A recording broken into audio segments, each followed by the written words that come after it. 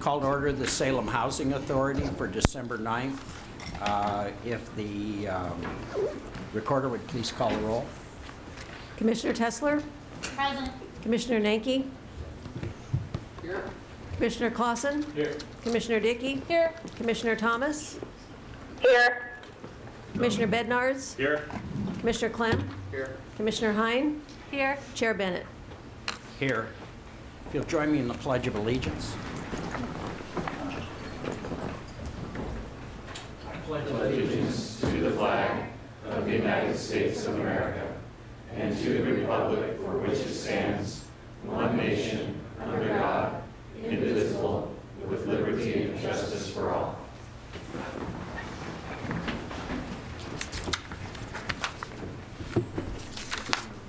This time for public comment. I have no one signed up. Is there anyone who'd like to comment to the Salem Housing Authority? Okay. Commissioner Nanke, the consent calendar. Thank you, Mr. Chair. I would move the consent calendar as presented. Second. Second by Bednarz. Okay. Mr.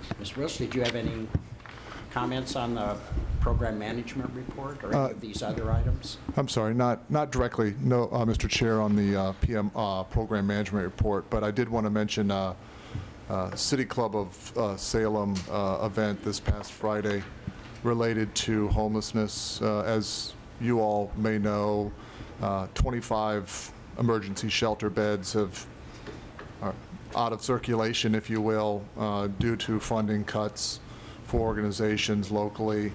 And we had an opportunity to meet in Laux Auditorium with a individual from California, Tanya Tull, who has been very active in the Los Angeles area, facilitating opportunities and programs for addressing homeless family housing and services. So there was about 85 people that were in Laux. Good turnout, good discussion, nice presentations.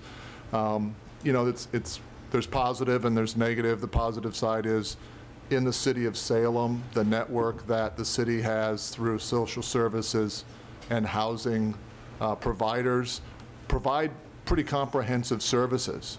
The downside, of course, is that we don't have enough beds and we don't have enough financial resources.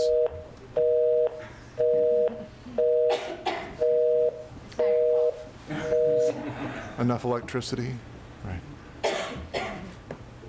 Go ahead, Mr. Wilson. The downside, of course, is that we don't have enough financial resources to fully exercise our capacity and to fully serve the clients. So it was a good wake-up call, I think, for a lot of folks that may not be in this business on a daily basis.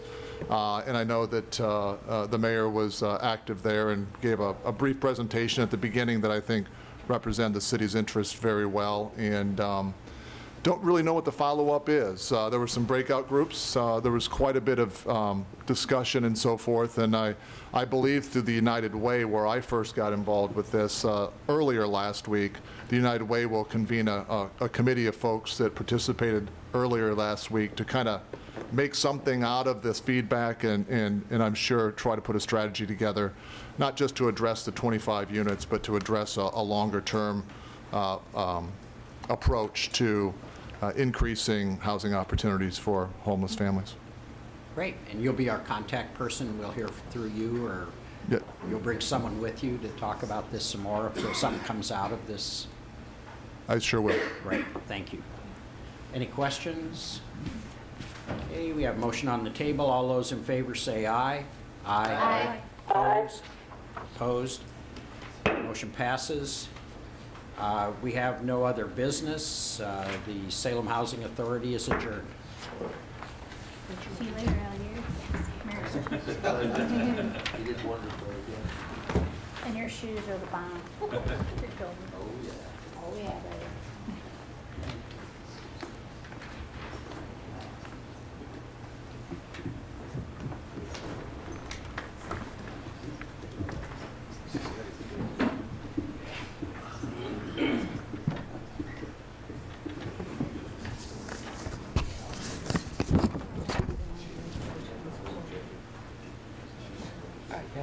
Yeah. they want to just have a general.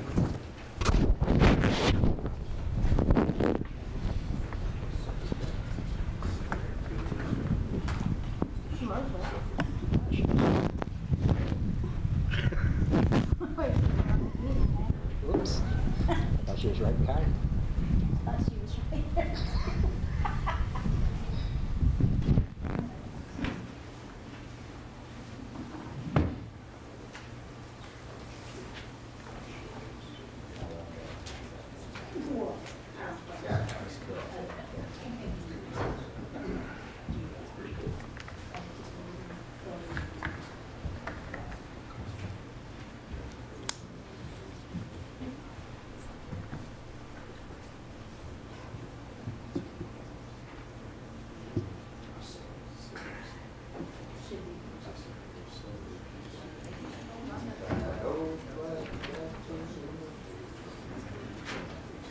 There she is.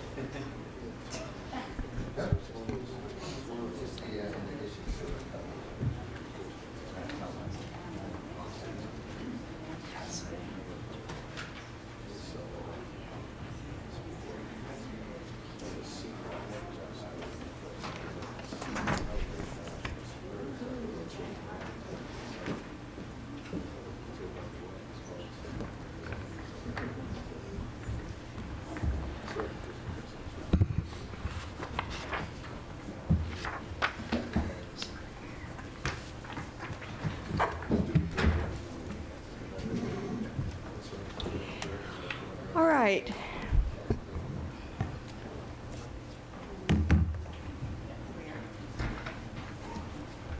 Welcome, everyone. I apologize for being a little detained. I appreciate so much all of you who are here this evening. We'll begin now with this evening's meeting for the Salem City Council for Monday, the Urban Renewal Agency for Monday, December 9th, 2013. Will the recorder please call the roll? Board Member Bennett? Here. Board Member Tesler? Present. Board Member Nanke? Here. Board Member Clausen? Here. Board Member Dickey? Here. Board Member Thomas? Here. Board Member Bednarz? Here. Board Member Clem? Here. Chair Peterson? Here. Do we have any reports this evening from boards, commissions, or committees? All right, we'll proceed to public comment. We have no one signed up for public comment. Was there anyone here this evening that had intended to sign up for public comment for the Urban Renewal Agency? All right, seeing none, we'll pass over that, and we'll go to the consent calendar. Member Bennett, do you have a motion? Yes, Madam Mayor, I move the consent calendar. Second. It's been moved by Member Bennett and seconded by Member Bednarz to move the consent calendar. Is there any discussion? All those in favor of the motion signify by saying aye. Aye. Aye. Aye. Opposed, say nay. Motion carries unanimously. Thank you. There is an information report in the packet this evening that has to do with the City of Salem's 7 urban renewal areas, where there's some questions. Member Dickey. Thank you, Mayor. Not a question, but I just wanted to update the agency board on the status of the North Gateway Redevelopment Advisory Board. When we had our work session on the urban renewal areas, there were a lot of questions from the North Gateway Urban Renewal Advisory Board members, and so we scheduled their regularly scheduled meeting last Thursday. We discussed some of the ideas for what we might do with that Portland Road area, had a great discussion, ran out of time, and so they've scheduled another meeting for the 19th to continue that discussion. So it was really, I feel like it was really productive. I think it was very engaging. They've talked about inviting other stakeholders in just to continue that conversation, because that urban renewal area, as we talked about at the work session, is very different than some of the others because it has both a significant industrial area and significant economic development portion of it, and then there's another significant section that is residential and more retail focused. And so I think it's going to take a lot of thought to how we proceed with the Portland Road project, but we had some good conversation, and we'll continue that, and we'll keep you updated as we proceed. Wonderful. I'm glad to have that update. I know there were several questions. I appreciate the attention that you always give to that organization, to that advisory council. It's very important. Thank you. All right.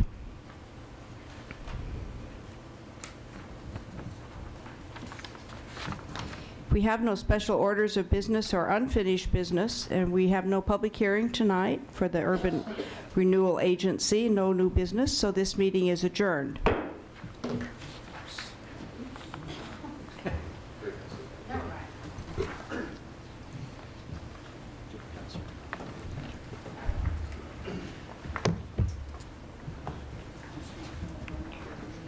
Ready?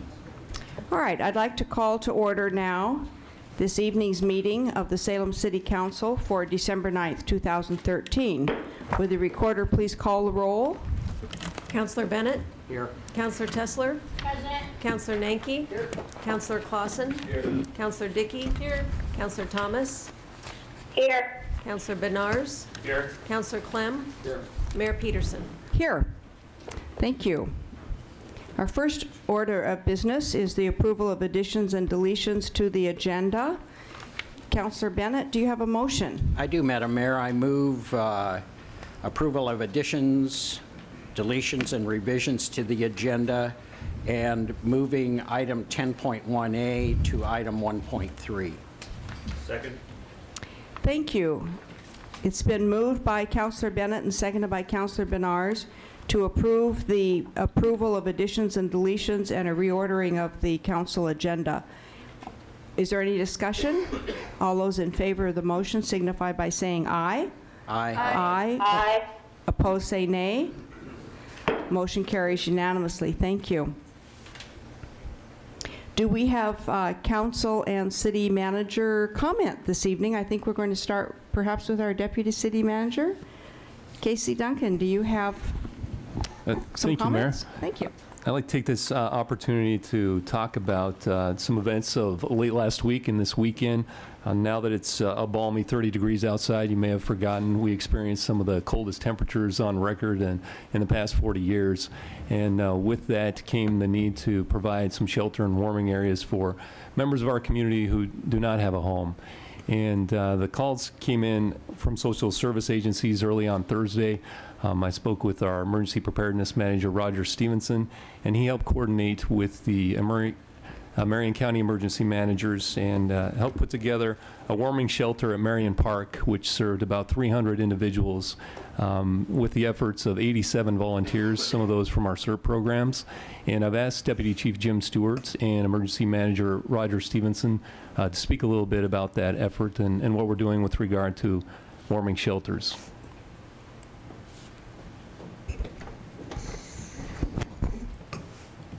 Good evening, Mayor and Council. Jim Stewart, Salem Fire, Deputy Chief of Fire and Life Safety. As mentioned, quite a cold snap this weekend, one we hadn't seen in quite a few decades. When we did become aware of that special need, saw tremendous coordination between our Office of Emergency Management, Roger Stevenson, and John Vanderzanden from Marion County Office of Emergency Management. In a very short amount of time, they were able to put together a very robust plan and program that you see before you. Although it looks simple as it's sitting in the park, there are a lot of effort to get the equipment together. Behind the emergency warming tent is a emergency generator and a heating plant that is designed to heat that. A lot of effort goes into this, not only to staff it, but also to make sure that we're proactive in looking to see what the needs could be or what the challenges might be over the time. As you know, the temperatures were well below freezing for that time period. During the time, the tremendous outpouring of different agencies, both our CERT organization and other areas CERT was tremendous. We saw CERT volunteers from both Salem, Marion County, Polk County, and the city of Kaiser as well. We also saw a lot of support staffing those volunteer hours from social agencies within the city as well, along with Marion County's medical corps. What I'd like to do to get into the details of this would be to ask our emergency manager, Roger Stevenson, to provide some more information.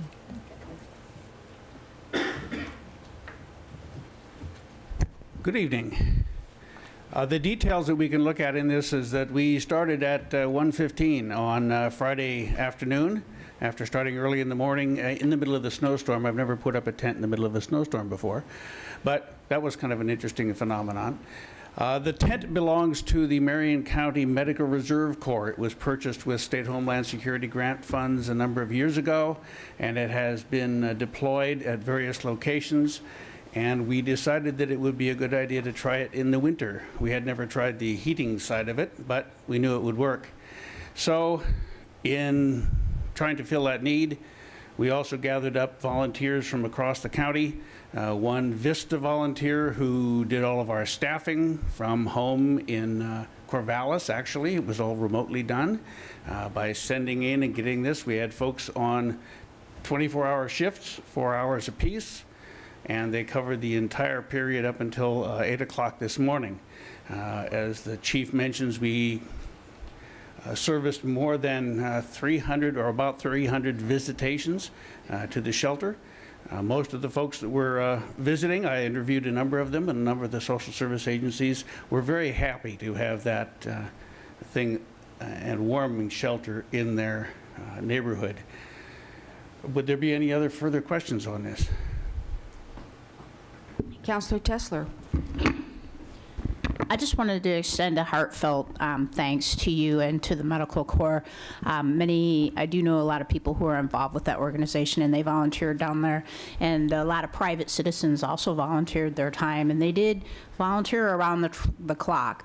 And this was a very important thing to have at this time, because if you have an animal, if you're a homeless person and you have a dog, the shelters will not take you because you have an animal.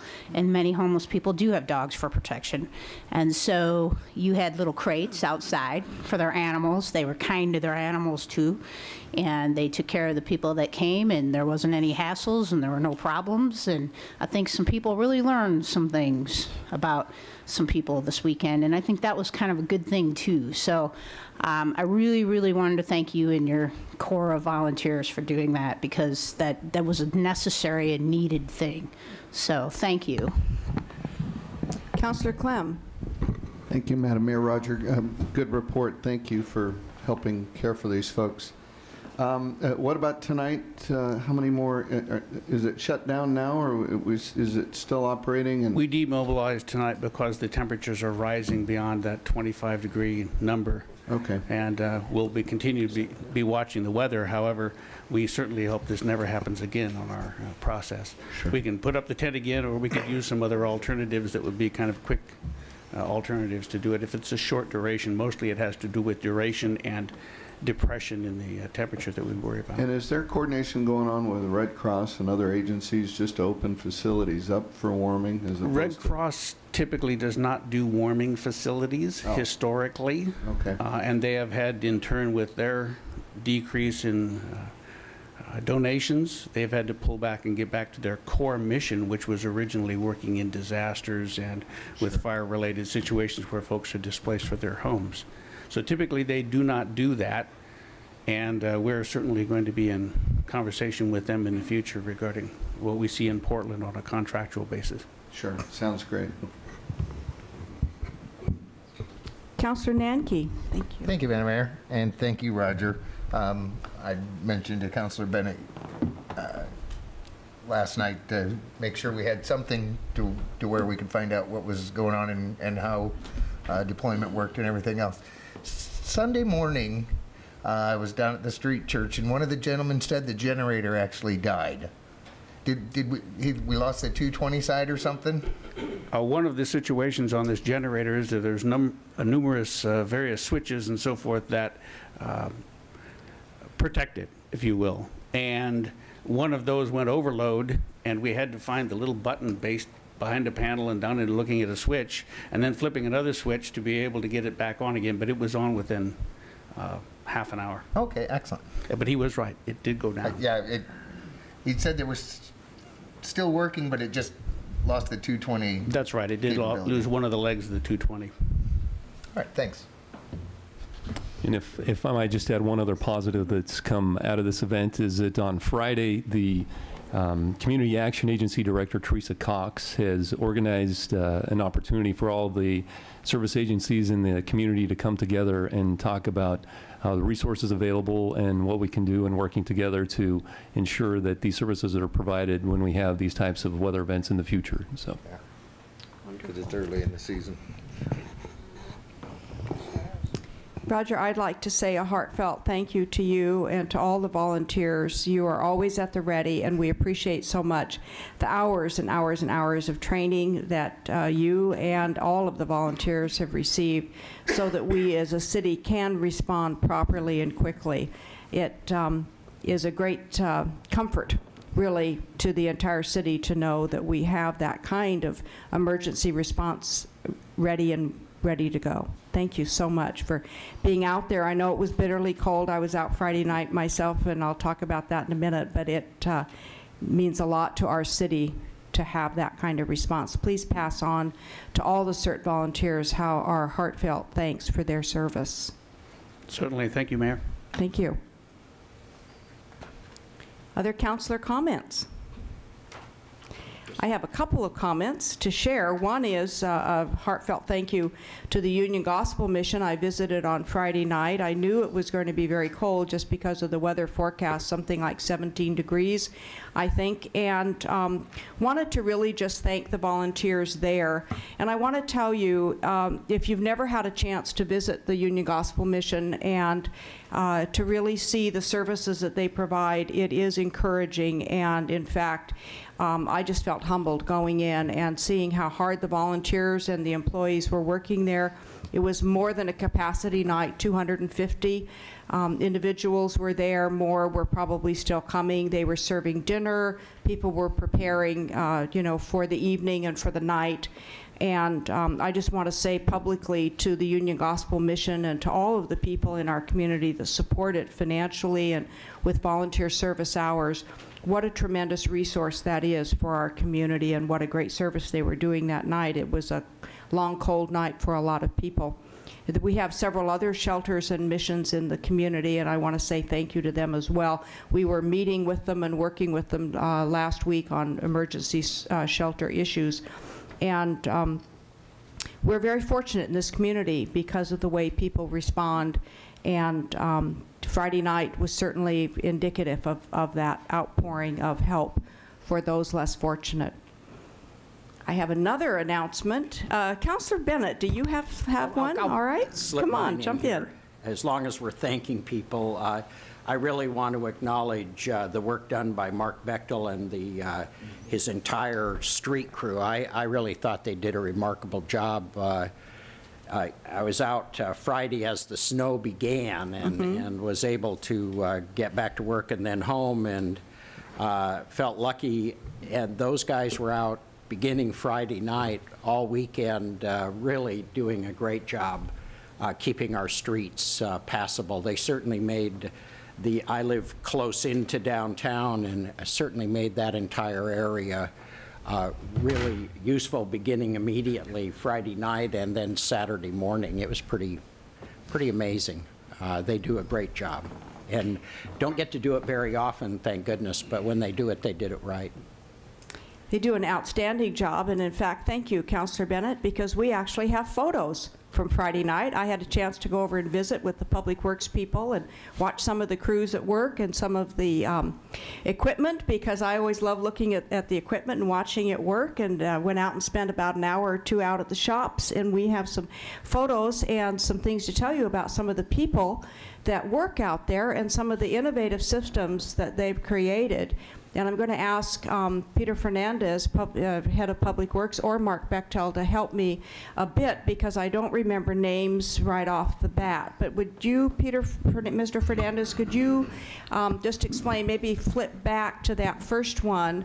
This gentleman on the left of the photo is retired, but for some reason he was out there at 9 o'clock on Friday night. He was working the shift. Yes. Would you like to talk about him and what he's developed in that map? Was with us for many, many years, and he, I think his official retirement date was November, right? November 30th. He's on part-time exempt to help us through this period before we hire a permanent replacement. But what he's holding there, Mayor, showing you, as you'll recall, is our snow routes. And what we have in place and have had in place for a number of years is a snow and ice plan. So when the de-icing trucks go out, when the sanding trucks go out, they know exactly where they're going to go. And we start, it's actually pretty sensible. We start with arterials in the South and West Hills, work to get them passable, and then work to the collector systems, the minor street system, until they're all done. And then if the situation is bad enough, then we go back and do it all over again. And that's what our staff does, on 12-hour shifts until they're done. That's some of the equipment that we have. You can see the sander in the back, and the sanding shed is just to the left there of the truck, and that's packed with sand, and we load the sand in the trucks, and off they go.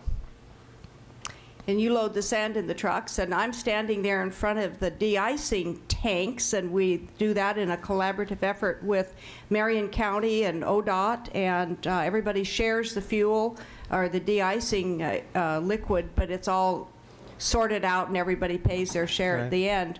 But back to the de-icing, I'm standing there bundled up in coat and earmuffs and gloves, but there are people out there working at that moment at 17 degrees, and they're not, in gloves, because they're putting chains on trucks, and they're repairing chains, and they're doing things that just require them to be out there hour after hour. And so I just wanted you to say, I love the no mess sticker. Thank you very much for showing that. Another gentleman that works out there. Everybody's bundled up, so they have to walk around like this. That's another one of the sanding trucks. They don't come in for very long. I mean, they come in and they fill up, and they are scooting back out. There's no hanging around the shed, having a cup of coffee. They're right out there. These are the chains that are actually used, and I learned a lot about how our team out there have identified a different type of chain to use in the treads that doesn't break on the concrete. And we're actually saving quite a bit of money in chains and in equipment, our downtime and repair, because the chains we're using now don't break.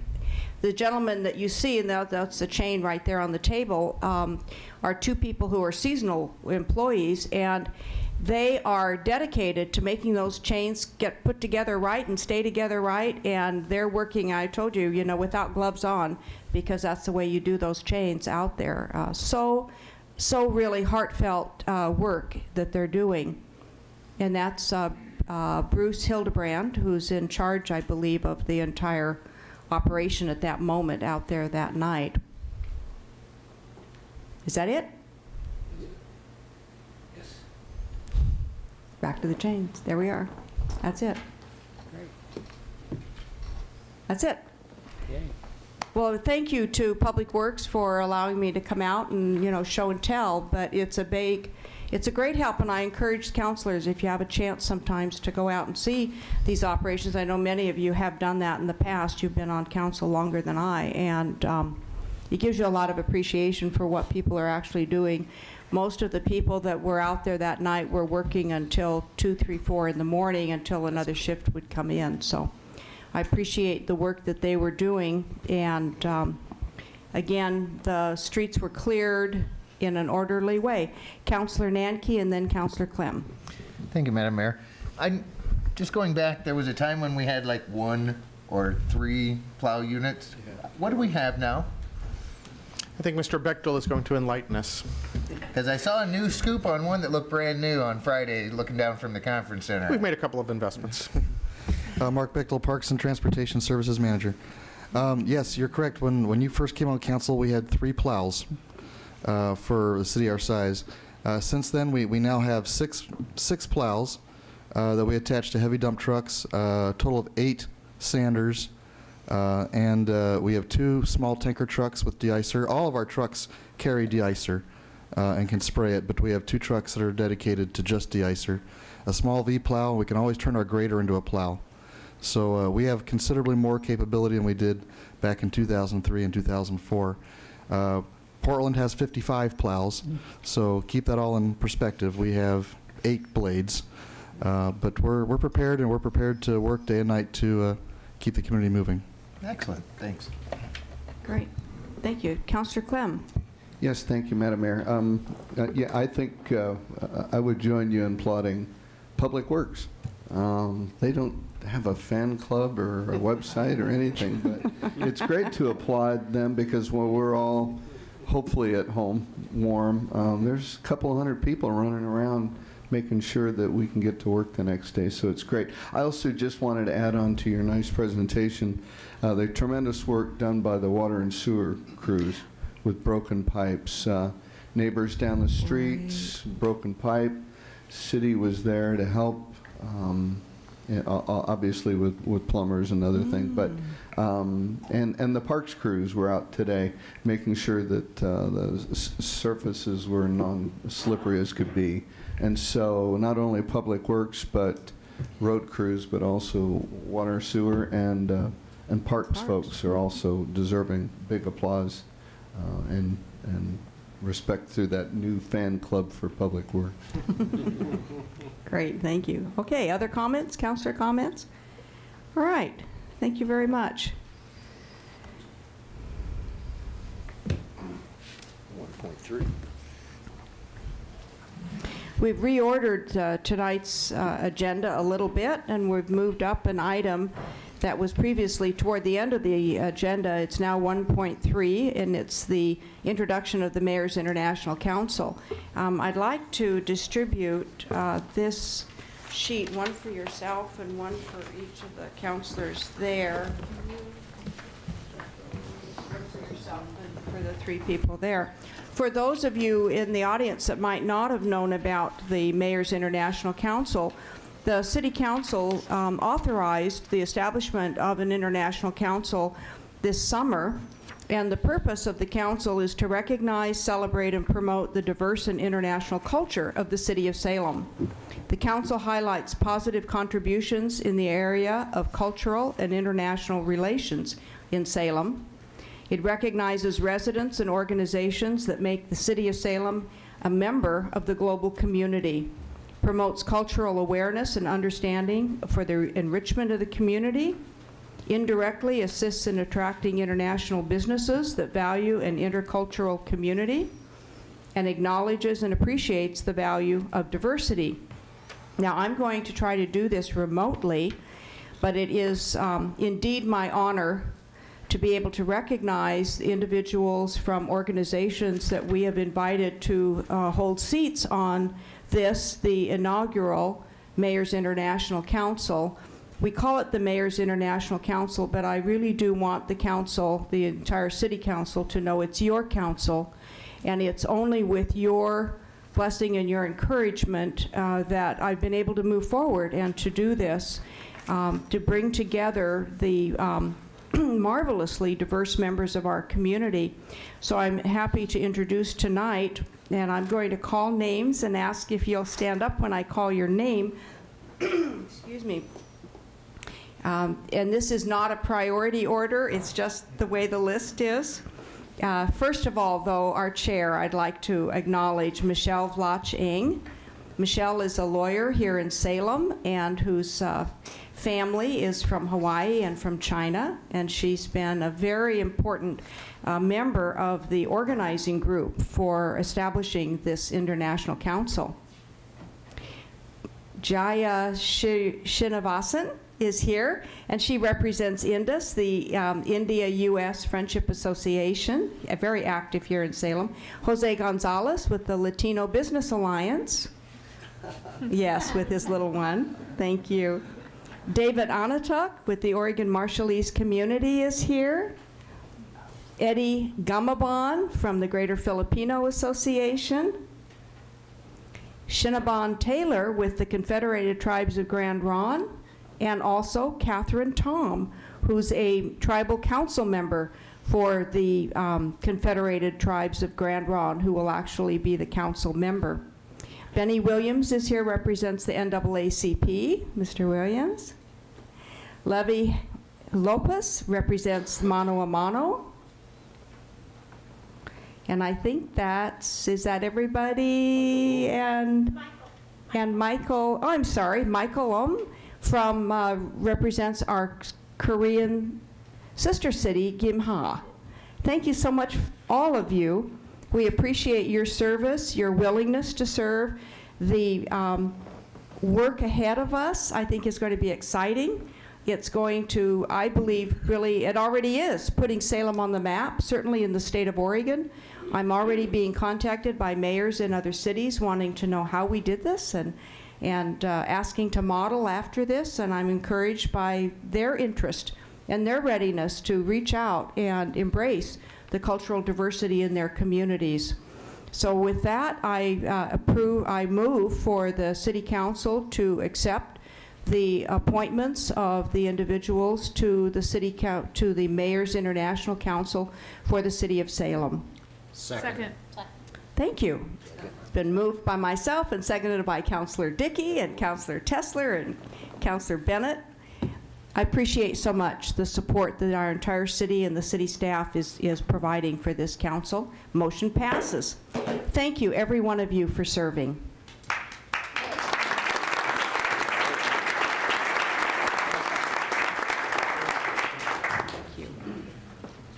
Okay. We will take a very short recess. I know some of them need to leave, and I don't want you to feel awkward at all at having to leave the chambers. I know you have families and dinners and children, etc. We so appreciate you all being here with us.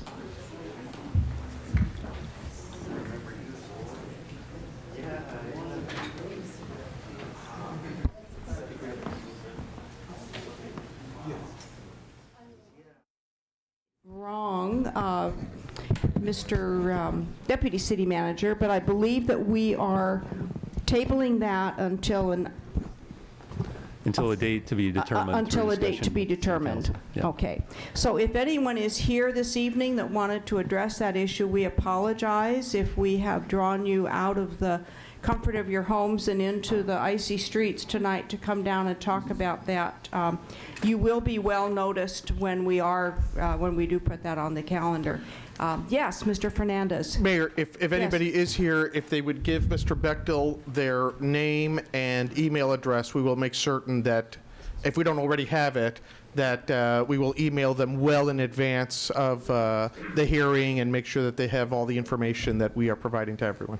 All right, fine. Thank you. Thank you very much. Okay. All right, we are ready, I believe, for our consent calendar. Councilor Bennett, do you have a motion? Oh, I'm sorry. We do have public comment.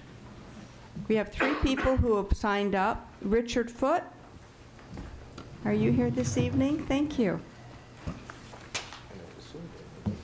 And you'll have 3 minutes. At the end of 2 minutes, the amber light comes on, and at the end of 3 minutes, the red light. Thank you. And you just need to state your name and address or ward number.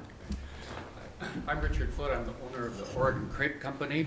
I live out on Swego Road, and I have a business downtown, so I believe I'm in Councilman Bennett's area there. I also chair the board of the Salem Saturday Market. However, my remarks tonight are as a mobile food vendor and a downtown business owner. Okay. Just to mention as an aside, the Salem Saturday Market's membership speaks 14 languages. So that's good to we're know. Another diverse group. So it's good to know. So thank you, City Council, Madam Mayor, for the opportunity to share my views. I urge you to vote in favor of directing your staff to look into mobile food regulations. I believe that carts create opportunities and impact our community in positive ways. My partner Lynn and I arrived here in 2010 pretty broke from a business failure that happened as a result of the 2008 economy. But we were able to purchase a used cart and begin making crepes. This isn't an advertisement, just this is what happened. We opened our cart in 2011. It's a push cart, primarily farmers markets. In 2012, we rehabilitated a space downtown and signed a 3-year lease for our commissary and wholesale bakery. 2013, we were able to hire part-time seasonal help. To put a face on this, one unemployed 17-year-old who was out of the HOME project, if you're familiar with that, who's now a full-time Chemeketa student and was able to pay her tuition based on working for us. One unemployed cook with 3 children, he was able to get a local reference because they just had relocated here and was able to land a full-time job in his field. We purchased a second used cart which helped the previous owner purchase a food trailer. You see there's a pattern here about rising tide lifts all boats. Okay, we began production of wholesale bakery goods. Some of our customers are in the audience, thank you, and for food trucks and restaurants. We're now evaluating a brick and mortar opportunity or 2, and we may purchase a food truck and participate in that if the regulation environment improves to our opinion. Current regulations, we feel, stifle food types, 2 types of mobile operations. I'll speak really fast now. Mobile food and food pods. Some issues, but here's some highlights. I'm a push cart vendor. I cannot hire somebody to work my cart unless I'm there and pay a $130 fee for them. That's a problem. I can't sell off the street, so that means I can't really be a mobile downtown business for mine. And food pods matter. One of the things we did at the market this year is we put all of our food vendors around a common area of food. And in doing so, we have a whole diverse variety of food. We essentially created a food pod at the Salem Saturday Market. And what happened is vendors love it, customers love it. The density creates a customer attraction. That fuels growth, which fuels employment, which fuels the economy, which creates customers. So we have this wheel that works this way, and I really encourage you to begin the research to do that, to allow food carts to co-locate, to create some firestorms of community excitement, and bring this to life inside. Thank you very much. We appreciate your testimony. Are there questions? Yes, Councilor Dickey. Yes, thank you, Richard, for coming down and sharing about your business. I just wondered if you have any specific things you would like to see changed or see added to a new food cart ordinance. Well, yes, certainly. One is the removal of the requirement for everybody in my employ to have a police permit and to pay $130 annually for that when I can only operate a few summer months. Number 2 is remove the regulation that requires food trucks to be 500 feet apart in the co-located.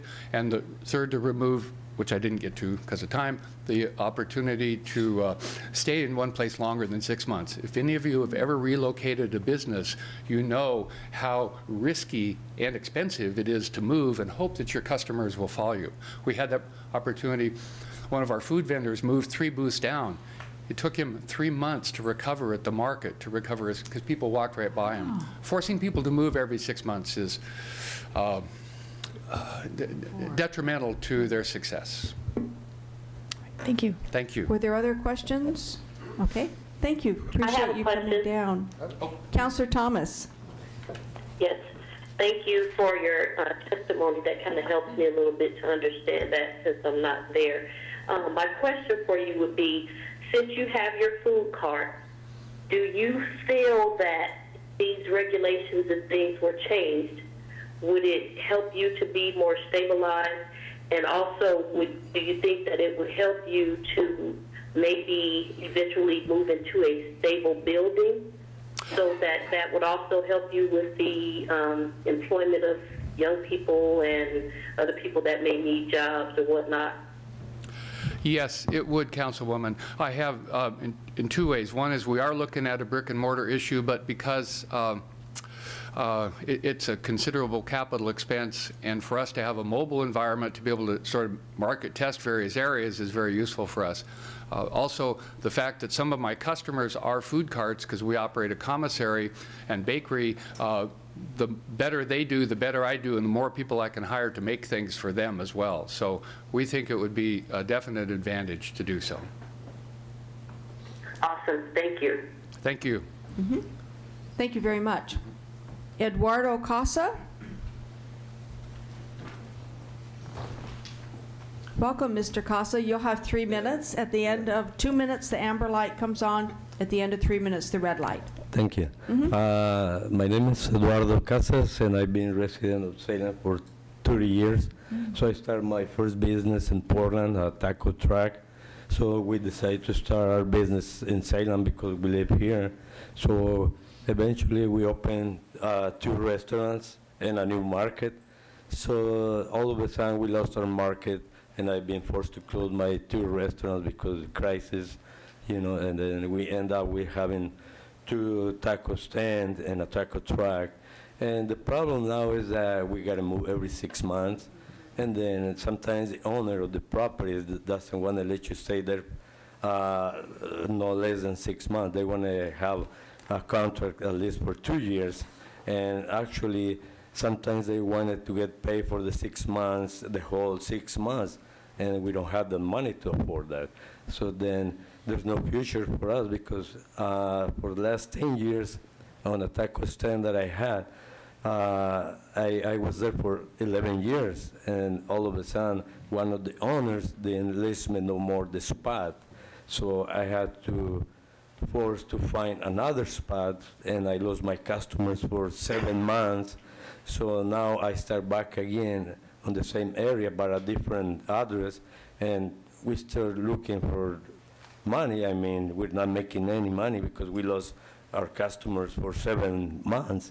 And, you know, because the rule that we got to move every 6 months, and then we pay no matter what, if we make money or not, we got to pay the city the permits twice in a year, you know, and I see if we can, you know, work on that situation that we can change the rule, you know, because my son eventually is in the process to open a new restaurant, but because of that, he, you know, he's thinking, because this road we got a couple, 3 taco stands and a taco truck, maybe to move it out of the city and go back to Portland, you know, work on that over there. But, you know, we live here, so it's a long way to get there and start back again.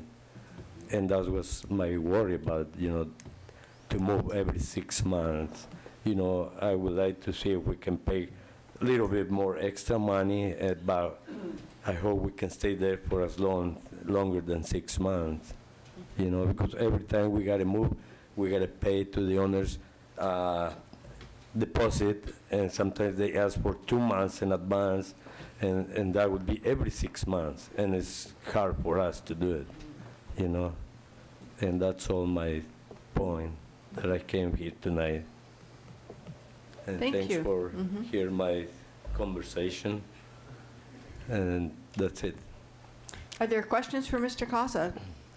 Councilor Benars? Thank you, Mr. Casa. Can you describe in a kind of a overall view what how your stand is put together? I mean, you have a trailer or a truck, tent?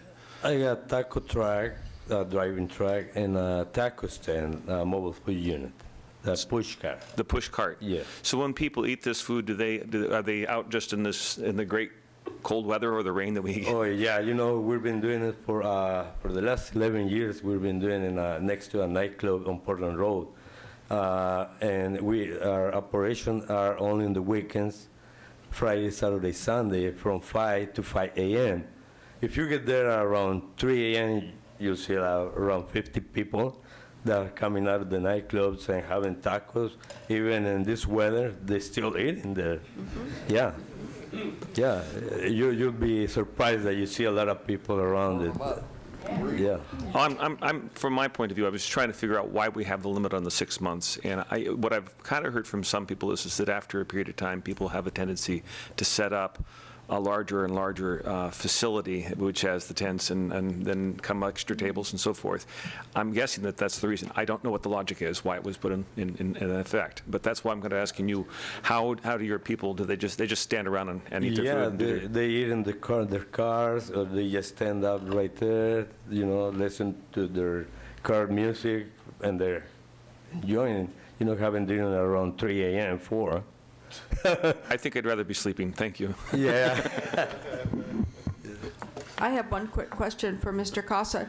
If with your experience of food carts, both in Portland and here, if I understood correctly, do you think that Salem would be wise to designate certain areas of the downtown or near downtown for food carts and have special provisions so that they could be there longer than 6 months, or? I don't know, it could be a good idea, you know, like Portland, they had a certain place, so they put the taco stands. But, you know, there's a lot of people, they got different things, you know. Like, we gotta be supported by a commissary restaurant, you know, to run the taco stand, you know, meets all the rules from the city, you know, and health department. And, you know, sometimes you cannot be in one just spot, because where we are right now, you know, we were there for 11 years. And right now, we have no business, because I was, last December, about this same time, the owner of the spot didn't list no more. So we need to find different spot, because I had both of them together. So I was just a fan, you know, one side to the other, and we got to move away, and then I couldn't find no other spot for 7 months. So we lost our customers, and now we're trying to bring it back again. You know, it's been hard, even in this weather, you know, but, you know, that's my point, you know, see if we can work with the 6 months lease, you know, to run the taco stands. Okay, thank you. Other questions? All right, thank you. We appreciate you coming and taking time tonight and testifying. Okay, thank you. Appreciate this, thank you. And Brian Hart.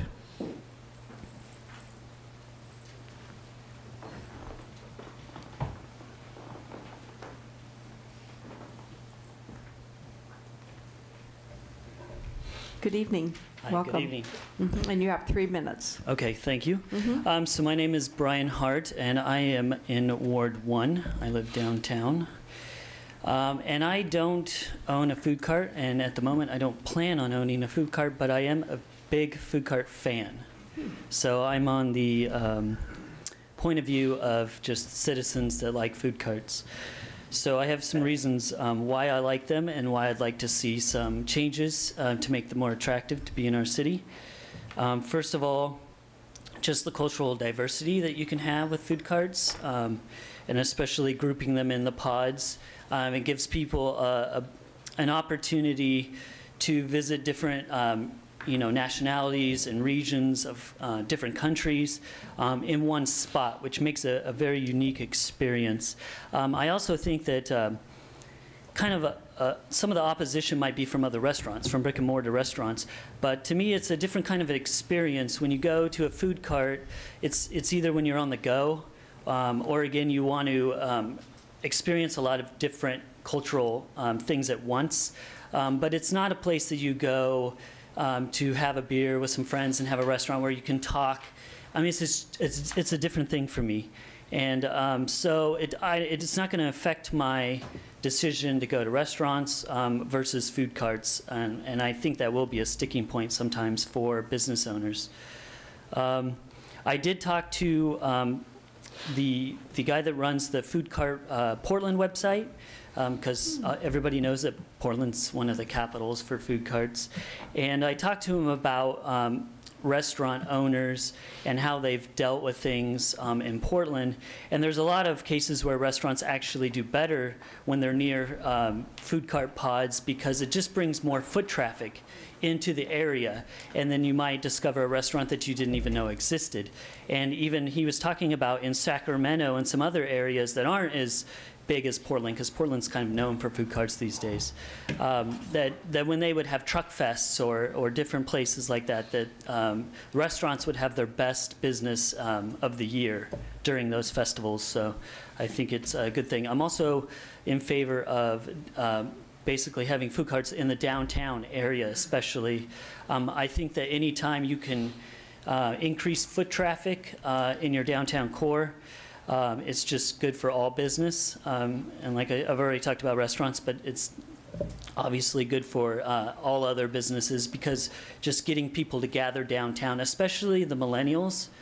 Food carts are a big thing for millennials, and I still feel that Salem has a lot of work to do to attract the younger generation while they're here going to college and they move to Portland, and that's just one thing that we can have that might talk them into possibly living here, getting a job here, starting a business here, and doing things like that. So I think there's a lot of benefits of having food cards.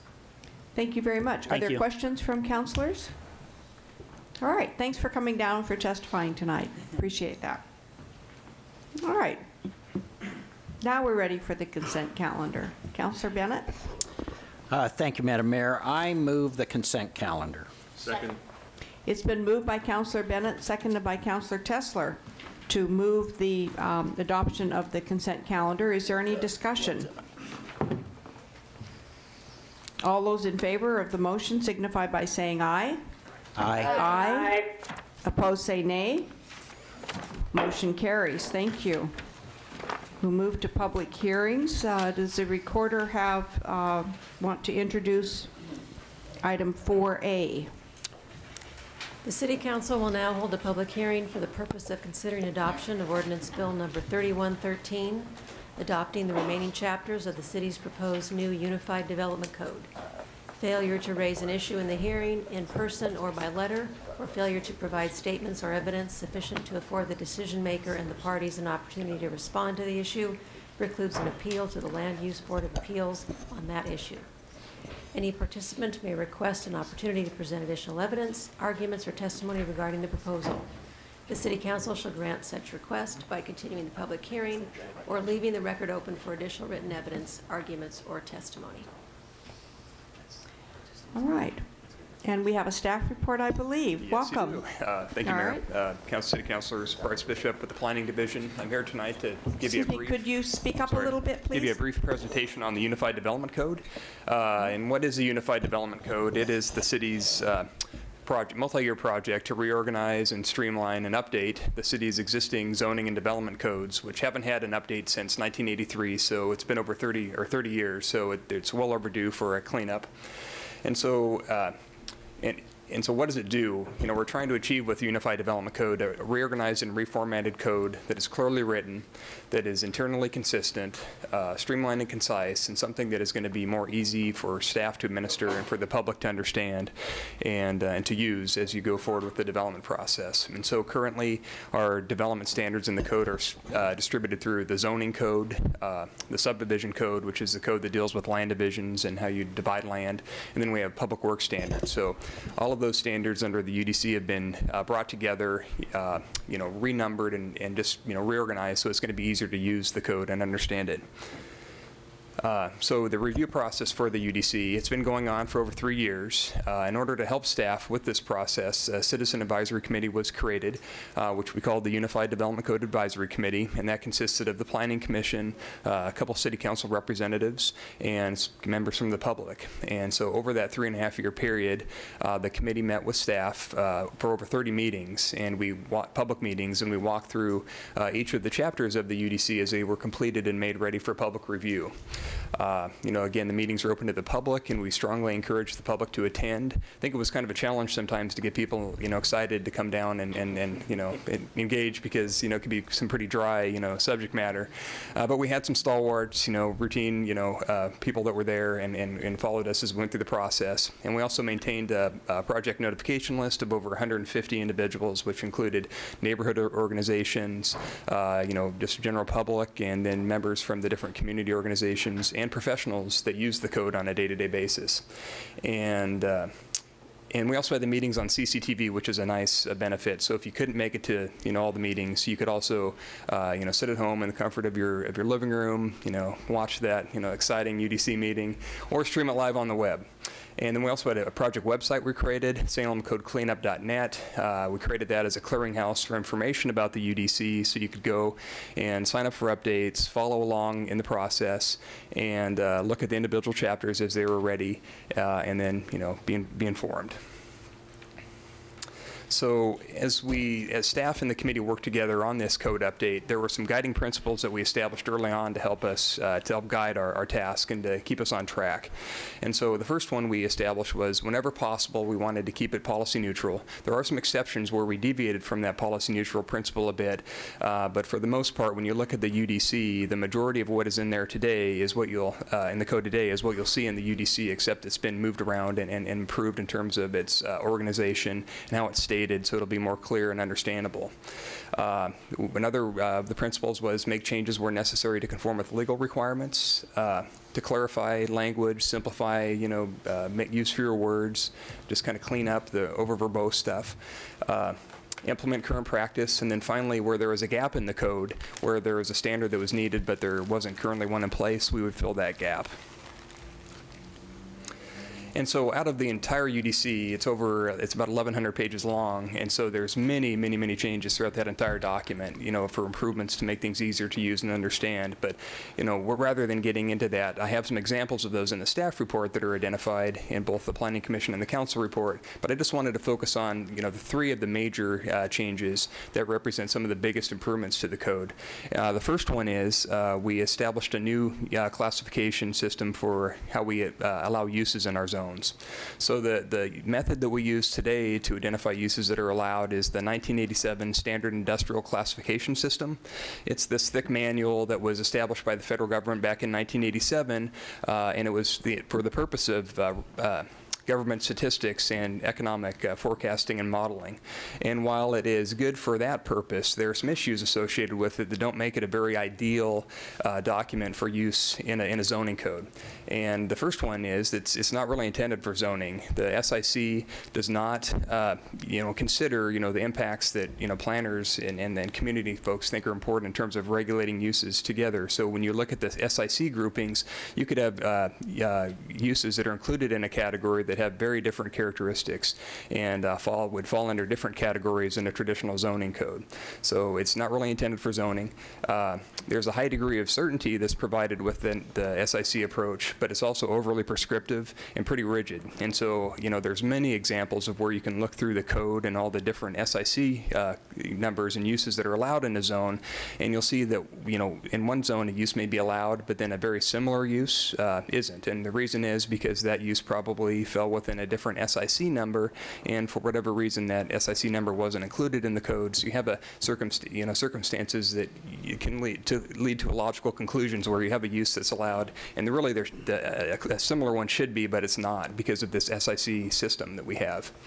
The SIC does not reflect new uses as they come online. Obviously it's a 1987 document, so it's pretty outdated, and because of its outdated, it's obsolete and has since been replaced by the federal government with a new approach. But we've decided to move away from that system and go towards one that's more geared towards land use.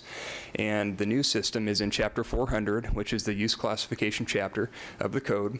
And what it does, instead of trying to micromanage all the different types of activities, what it does, it establishes some basic categories of uses, like single-family residential, multiple-family residential, office, retail, general manufacturing, heavy manufacturing, and then it takes those uses and then provides a description for them and how they function. It's essentially like a definition. And then there's some examples that are provided in the chapter along with those uses to illustrate the typical activities that would fall within the scope of that use. So if you meet the description of the use and its definition, then you would be allowed as long as that use is allowed in the zone. So it's going to be much more user-friendly and logical, and also helps to achieve a balance between flexibility and predictability. Where the UDC, there's a lot of there's not a lot of flexibility. It's precise, but not a lot of flexibility. But this new approach strives to achieve a better balance. And then it's also a model that's used by other jurisdictions in the state increasingly.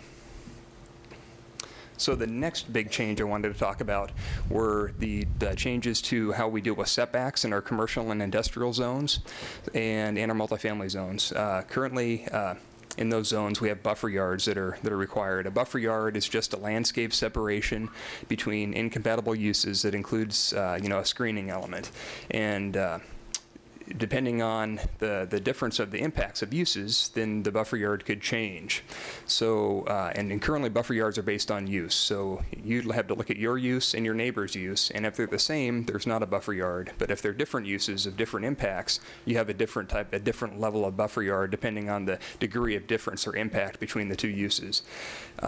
Because of that system being based on use, it does create a situation where if the neighbor's use changes, your setback could correspondingly change as well, just because, you know, the neighboring property's use change to a different impact category. So that really creates a system that's not predictable and just not something it's fun to work with, and it's just challenged to work with. So in order to fix this under the UDC, we've proposed a new setback approach that's based on zoning rather than use. So instead of looking at incompatible uses next to each other, we're looking at zones of different impact. So if you have a residential zone abutting an industrial zone, there will be a greater buffer yard. A commercial zone abutting a commercial zone, you wouldn't have a buffer yard because they're the same type of impact of zone.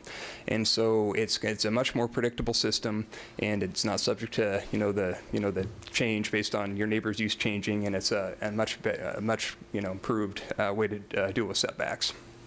And I do want to point out, it's not everywhere in the city, it's just those zones that currently require a buffer yard is where we made that change. And then the last big change I'd like to just point out briefly is the industrial business campus zone. So the industrial business campus zone was established back in the 80s with the intent of trying to attract industrial users in a campus-like setting. And so since that time when the zone was established, there's been changes in the market and the economy. And so we've seen a slow erosion of these IBC districts that were originally established as property owners have asked to change their zoning from industrial business campus, which is the kind of the rich purple or darker purple, to IC, industrial commercial, which is the lighter, color purple on the screen. And so recognizing, the problem with so many people needing or wanting to change their zone to reflect, current market trends, we wanted to address that. So with the UDC, we've opened up the IBC zone to allow a broader range of uses, including, with the recommendation of the Planning Commission from their November 5th hearing to allow governmental services in the IBC zone as well.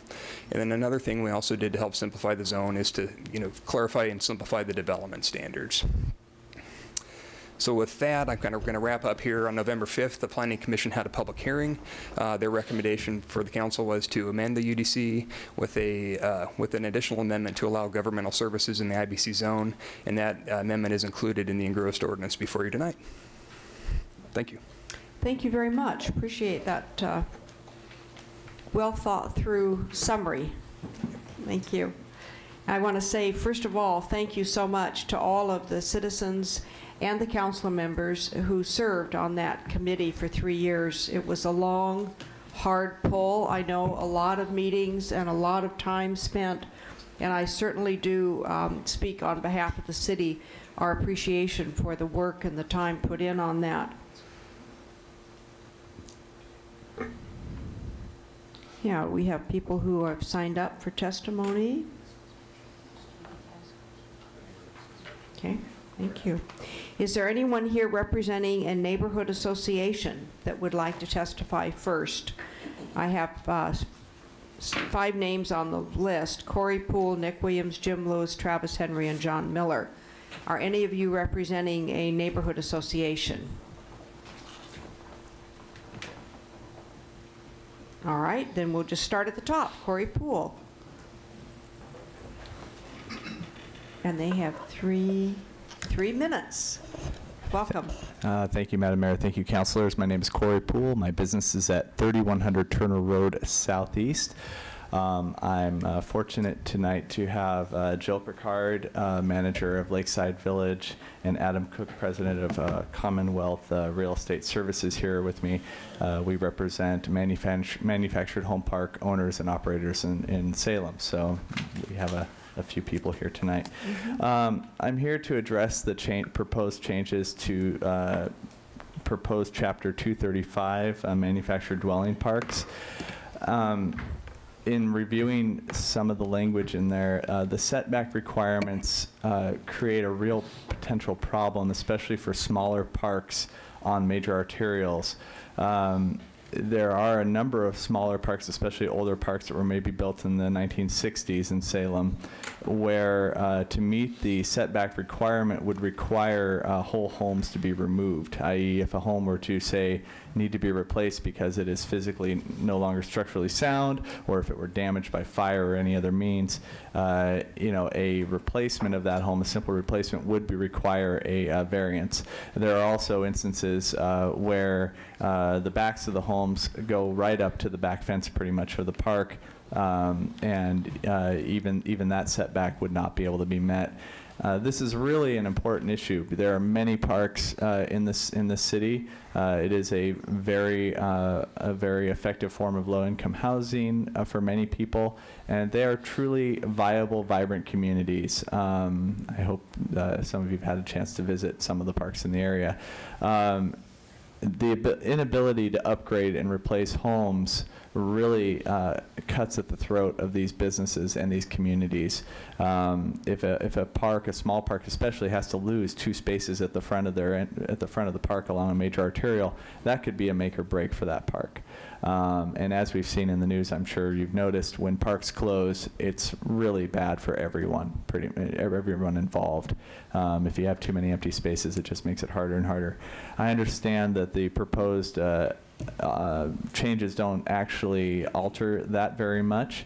However, I see this as a great opportunity to maybe introduce some language that would create some exceptions for older parks, especially to be able to remain viable, remain current, and attract new people to live in them. So, any questions? Thank you. Are there questions? Yes, Councillor Dickey, and then Councillor Nanke. All right, thank you, Mayor. Yeah, I'm just curious to know if you shared this information with the Planning Commission as well? Bryce has been very good about working with me. I unfortunately did miss the November meeting. I did get a comment in, but I think it was a little late. In any case, there's a little bit of confusion because I was under the impression there was already kind of a standing variance, and Bryce was nice enough to explain to me that there isn't. So in any case, I'm surprised this actually hasn't been more of an issue. But you know, replacing these, especially these older homes, adding another $2,000 to $3,000 onto the cost, doing a variance, you know, that could really make it a non-starter. It's not terribly cost effective to replace these homes in a lot of cases anyways. You're mostly doing it to keep the community viable. Thank you. Councillor Nanke. Thank you, Madam Mayor. Thanks for coming down, Corey. Timing of review to define this issue, and I know you didn't have the opportunity to testify in front of the Planning Commission, but does staff understand what that issue is? I think there's an understanding of the issue. I think there's, and I don't want to speak for staff, but you know, I think there's a potential concern about the scope of the change that would be required, whether it's under this, and I understand that. However, I see the issue up for debate, and I think it's a great time to bring it forward. Like I said, I'm really shocked it hasn't been a bigger issue up till now. It will be an issue going forward. If you look at these parks, many of them have 1960s vintage homes. You have to ask yourself, you know, they were not built up to HUD standard. How many more years can we get out of a lot of these homes? So a lot of these communities will be seeing big turnover over the next 10, 20 years. Okay, thanks. Councillor Clem, and then Councillor Clausen. Thank you, Madam Mayor, and thank you, Corey, for coming down. Is there any way you can articulate what specifically you think needs changed in the ordinance? Well, what I would love to see is not now. I mean in writing. Oh, of course. After council meeting. Of course. Because what you're describing may have implications in several different parts of the code, and I wouldn't want to just consider just one part. In fact, staff's nodding yes. So if you would be so kind as to articulate that in writing so that we can make sure we look at it in the various parts of the code that it affects. Very good. Yeah. Councillor Clausen. Thank you. Question for Mr. Poole? Yes, thank you, Mr. Poole, for your testimony. I wasn't clear. Is the UDC version a change from existing code, or is the request to, since we're looking at code in general, make a change from how the existing code reads now? Yeah, on the setback issue, I don't see changes between the existing code and the so it's proposed. it's basically a word-for-word translation to the UDC version. I think there's There's some minor variances, like the setbacks between homes and accessory structures. There's some differences in the way that that's implemented. But overall. Yeah, that's correct. In terms of the conversion, we kept it, very close. The inside of the park, it's now all, dictated by state law, building code requirements. The perimeter of the park, jurisdictions get the ability to set those setbacks on the perimeter. And so today in either the RM1 zone or the RM2 zone, if you have a park, it says that the setbacks have to meet the underlying zone, and then that kicks you to the single-family zone. So it's essentially the same setbacks for a single-family dwelling: 5 on the sides, 12 or 20 on the side, depending on the street, and 14 or 20 in the rear. So it's the same as it is today. Okay, and then follow up on that. And the issue, if I understood it right, is more the setback on the arterial and potentially wanting to clarify that or make a change. Yeah, I see the real issue as the entire perimeter. On a lot of these older parks, they built right out to the edges, and you can't set it back even on the side, especially on the 25-foot arterial setback. But even on the back on the sides, it might be very difficult in some cases to fit a marketable home into that situation. Okay, thank you. Okay, other questions for Mr. Poole? Thank you very much. Appreciate you coming down. Nick Williams, followed by Jim Lewis.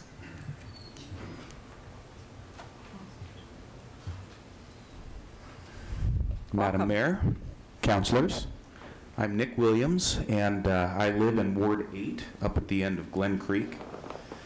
And I would just like to publicly state that if City of Salem Public Works were a Facebook status Friday afternoon, I would have liked them.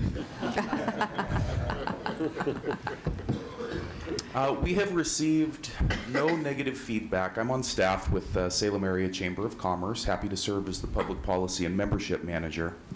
And we have received no negative feedback on the Salem UDC.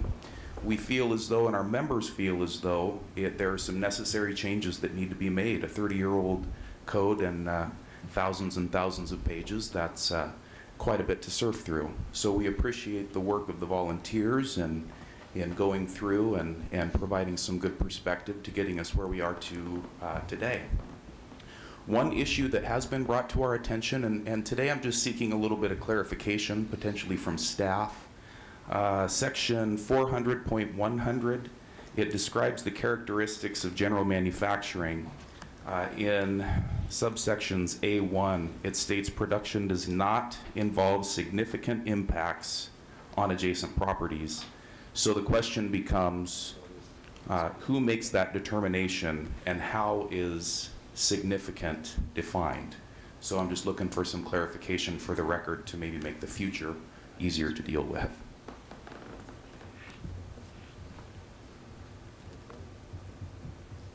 And that's the end. Oh, all right. Thank you. I had to give you, you're welcome. Well, I was just waiting to be sure. Thank you. All right. Are there questions of Mr. Williams from any of the counselors? Well, thank you very much. We appreciate you coming down tonight and giving us that feedback. All right. Jim Lewis, followed by Travis Henry and then John Miller. Madam Mayor, councilors, good evening. Jim Lewis, 1458 Crest Hill Avenue Northwest. And this may sound odd when it talks about the UDC, but I'm actually excited to be here. In fact, I don't know if I've been this excited since the Flintstones had their baby. It was almost and very close to 4 years ago. As a member of the Planning Commission, it was announced that we would be working on the cleanup of the UDC. And when that process started, it reminded me of a process I went through about 40 years ago in 1974 when I had a law school class called the UCC, which is the Unified Commercial Code. And the Unified Commercial Code was a book at that time about this thick, and I'm sure it's much thicker now, of onion skin paper, no pictures. And it's a book that tells business how to deal with business. And it's like a spider web. It goes every which way. And during the 4-year process, I was reminded about the Unified Commercial Code. The UDC is very similar to that. And when we got the Unified Development Code, it was a spider web. And I got to be honest with you, now that we spent 4 years cleaning it up, it's still a spider web. but it is a much better one now, a much more understandable one, a much user-friendly one. And it is a little different, and it has been changed, but it is a much better product. And the goals that were put up on the screen at the beginning of the staff presentation were kept to as closely as possible. There are issues that were brought up by Mr. Poole that were put on a bucket list. I don't think the one about the mobile home parks was on the bucket list, but there are a number of things that need to be addressed one by one in adjusting the code. But the goal all along in this cleanup was to leave the code as closely the same as possible, but to try to make it as user-friendly and understandable from both sides of the counter as possible. And I believe that was done as much as possible. And so I encourage you to pass it on so after 4 years we have a usable product. Thank you. Thank you very much. Are there questions for Mr. Lewis? Thank you, and thanks again for your service on that committee. Travis Henry, welcome. Hello. You have 3 minutes. At the end of 2 minutes, the amber light comes on. At the end of the 3 minutes, the red light comes on.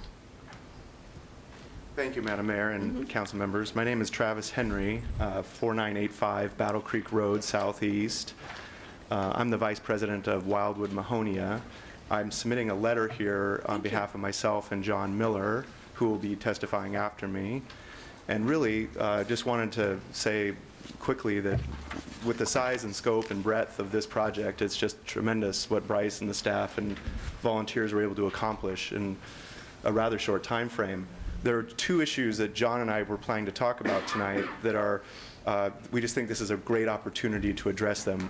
We own the only commercial neighborhood zone property in the city of Salem. It's a small 2.5 acre parcel on the corner of Battle Creek and Kubler.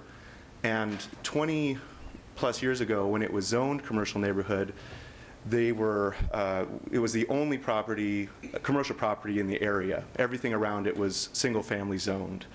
Now, 20 years later, due to some changes that were approved by the city, we now have across the street, adjacent to us to the east, over 25 acres of commercial zone property, commercial retail and commercial office.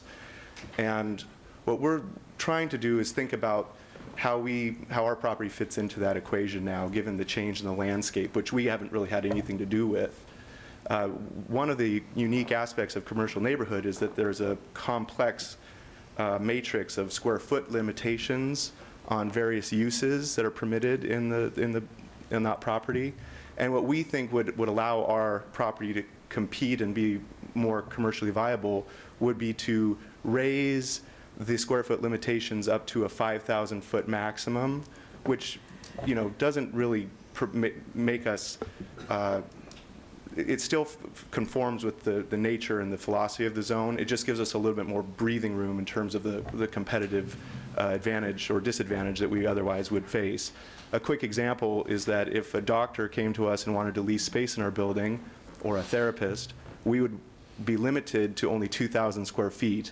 Whereas across the street right now, we just welcomed, and we think is wonderful, a 25,000 square foot medical clinic. So that kind of proportional advantage, disadvantage is just one of the pieces. And we just think that this is a great opportunity to look at the current zoning and maybe make an opportunity for us to, because this is such a unique property in its own right, to allow us to have that kind of flexibility. Thank you, and if you have any questions, I'm happy to answer them. Thank you. Are there questions for Mr. Henry? Yes, Councilor Nanke. Thank you, Madam Mayor. Thanks for coming down. You're the only property in the entire city, so we have 2.5 acres of a zone. That's correct. Wow. If we're simplifying our code, you think we'd have just gotten rid of that and made something like, would CO work for you guys, or CR, or are you that much different than? I think the commercial neighborhood is unique in the way it was built back in 20 years ago when there was no commercial around. It had limitations so that you could have a multitude of different businesses and not have one mega company come in. And we have an old school, which we're in the process of redeveloping, and we really feel that that lends itself. The the zone change is also very expensive and can take a lot of time. So we were thinking maybe we could just make a tweak where we would be happy with a 5,000-foot maximum, which right now is the max in that zone. We're not asking to eliminate the square footage limitations or to raise it beyond 5,000 feet. So we think it's reasonable and fair what we're asking. Okay. It just seemed weird that we wouldn't have, as this process, gotten rid of that and actually done whatever it took to get you in out of that. But yeah, you may like being that, but it just seems strange that we have a zone with one little place in the city. Island in the stream. Councilor Bennett. Thank you. Mr. Henry, were there any other changes made to the CN zone in the UDC process? There were minimal changes made. Overall, and Bryce and the staff have been extraordinarily helpful and communicative with John and myself, and we've been trying to work through these issues over time, but there were a couple minor issues regarding production. I mean, a couple of the uses that were listed in the original zone were not in the new zone, but overall it was pretty much the same. Did you ask for this during that process? Do you recall? Did you guys come down and ask for this? Yes, okay. we did. And we've submitted written testimony and just tried to, you know, and I think Bryce understands where we're coming from. I think the fact that it is the only zone property in the city, there is a possibility that someone could come in the future and ask for CN zones, so that he was concerned about there being equanimity there, but what we felt was that that would easily be solved through the conditioning process if someone else did want a commercially neighborhood zone property. Were you told this issue was then going on the bucket list, or how was this being handled then, your request? My understanding is that we made the presentation during the Planning Commission's public hearing, and it was not, in my opinion, given the time or thought that maybe it warrants. Okay. Thank you. Other questions? Thank you very much. Appreciate your testimony. And John Miller.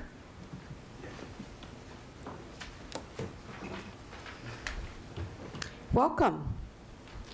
Thank you very much, Madam Mayor, councilors.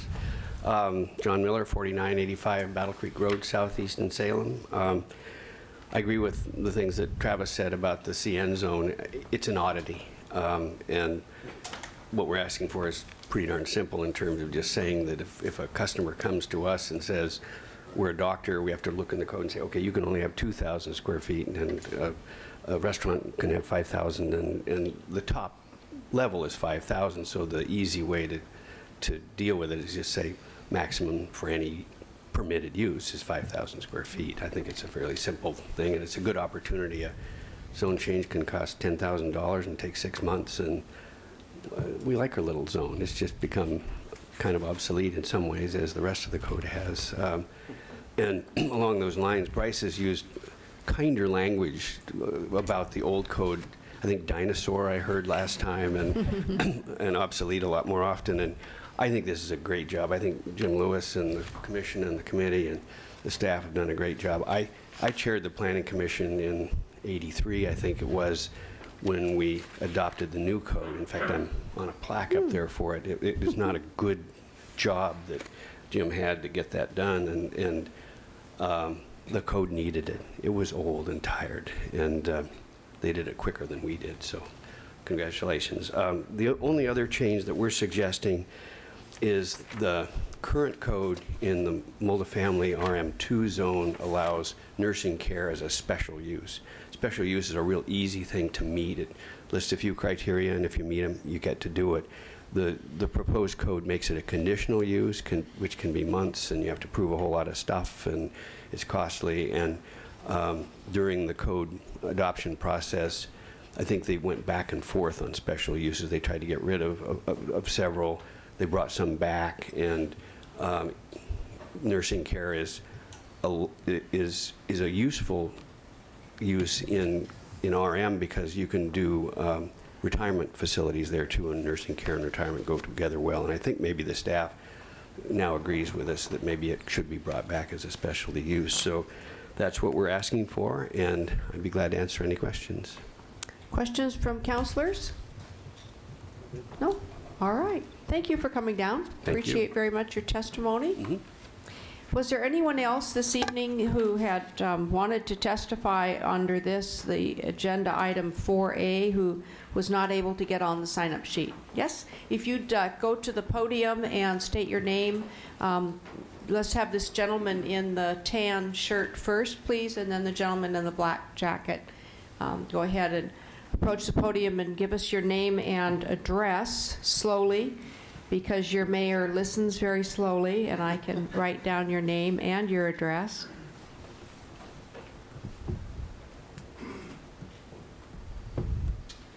My name is Mel Stewart. I live at 5180 Zosel Avenue South, Salem, Oregon.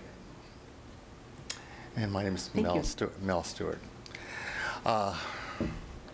I've got written testimony. Can you speak right down into the microphone, please? Certainly. Yeah, I've that's got written testimony, and I'm not exactly sure who I hand this to, but there's part of the Unified Development Code under the criteria for tentative plat approval, Section 8. It is not written in clear and objective standards. It is difficult to meet because it doesn't tell you what you need to provide the city. It doesn't tell you how, as a decision maker, a decision is going to be made on that. It can dramatically affect the cost of housing. In one case, it held up a development of mine for nearly 5 years, and took one trip through the Court of Appeals. I'd like to avoid that thing sort of thing in the future. This is a section of the code that is non-compliant with state law. It needs to be rewritten in a clear and objective fashion. You just have to tell us what you want it to be, and we'll comply. I think that's it. All right. Are there questions for Mr. Stewart? Yes, Councilor Nanke. Thank you, Madam Mayor. Thanks for coming down, Mr. Stewart. Did you bring this up to the Planning Commission as well, or is this the first time staff is hearing? I originally brought it to the planning staff in writing, and I think it also appeared at the city in front of the City Council. I think it also appeared, but no, I did not appear in front of the Planning Commission. Just as far as for this, because I know we had issues previously with that. I just didn't know if it was. Okay, thank you. Thanks. Oh, and I'd like to thank the planning staff for, coming up with the Unified Development Code. I think it was an excellent project and a lot of time and effort. And I think, it's an admirable, I believe Councilor, Mr. Stewart, I think Councilor Clausen has a question for you. Okay. I do. Thank you, Mr. Stewart. I just want to be sure that staff understands exactly which section you're referring to. Yeah, it deals with the approval criteria for land divisions, partitions, and subdivisions. Okay, and you know which parts we're looking for, or he's asking about?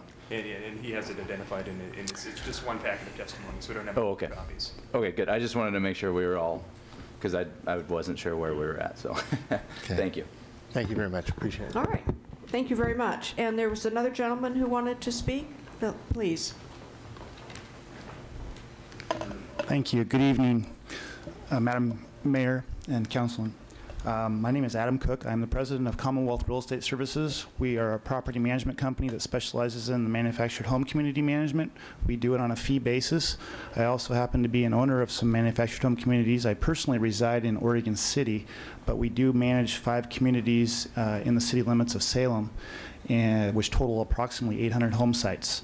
And as Corey Poole had mentioned earlier, we are concerned with the viability of communities being able to remain open and deal with the functional obsolescence issues that come up with homes when they become so old that they need to be replaced. What we would be asking you to consider, and I apologize for coming to this to the party a little bit late, so to speak. I just became aware that this was being addressed. I'm a member of the Oregon Landlord Tenant Coalition meetings that occur on a regular basis before each session, and so I'm very engaged in what's going on, but unfortunately I wasn't aware that this was happening, and I apologize. But what we would just simply ask that be considered would be to be able to replace the existing inventory of homes that are on these sites to be replaced with a similar footprint or the same footprint, and not have that restriction be imposed, so it could remain a non-conforming use and still provide the affordable housing that we need for our residents in the city of Salem.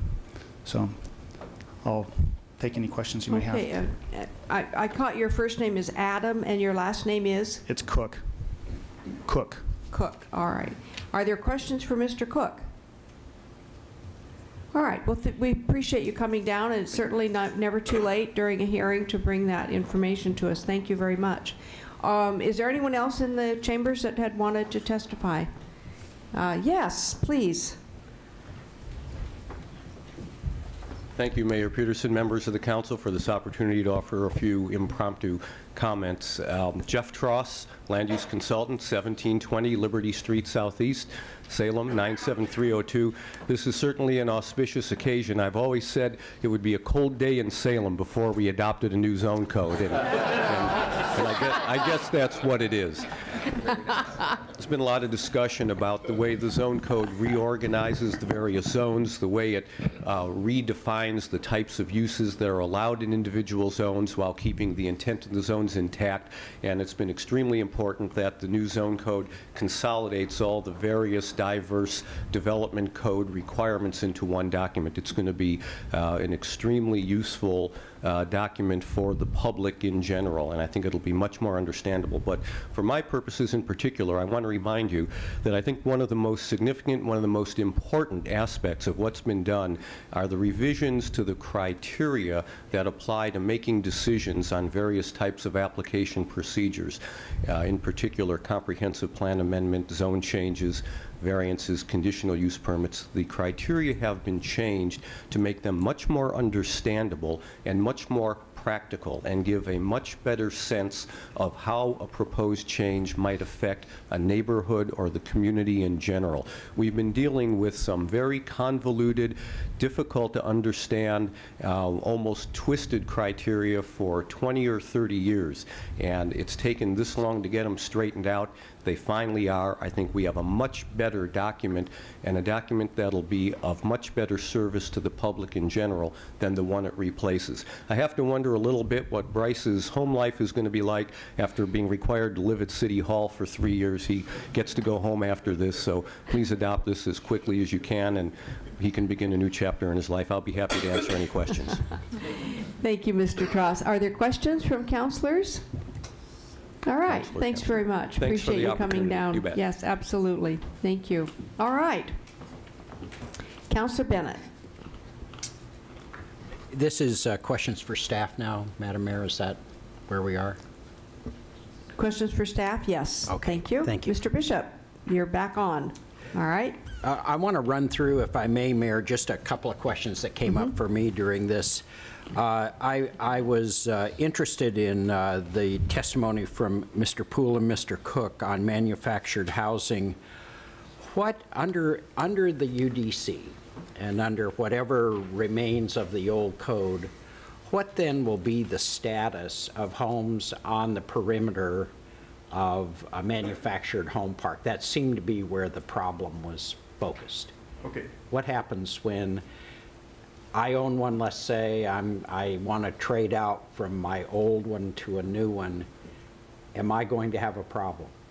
Well, depending on how big that space is, you would have a problem because if I go on the same footprint, on the same footprint, even some of these dwellings wouldn't even meet the standards of the code as it exists today, and we didn't change those standards. So, one instance I think where something occurred later is a street has been ran by the perimeter of the park, and so it used to have setbacks that were one thing, and now there's a street there, so the code would say you have to have a 12-foot or 20-foot setback, and so those spaces are just of a size that you really can't.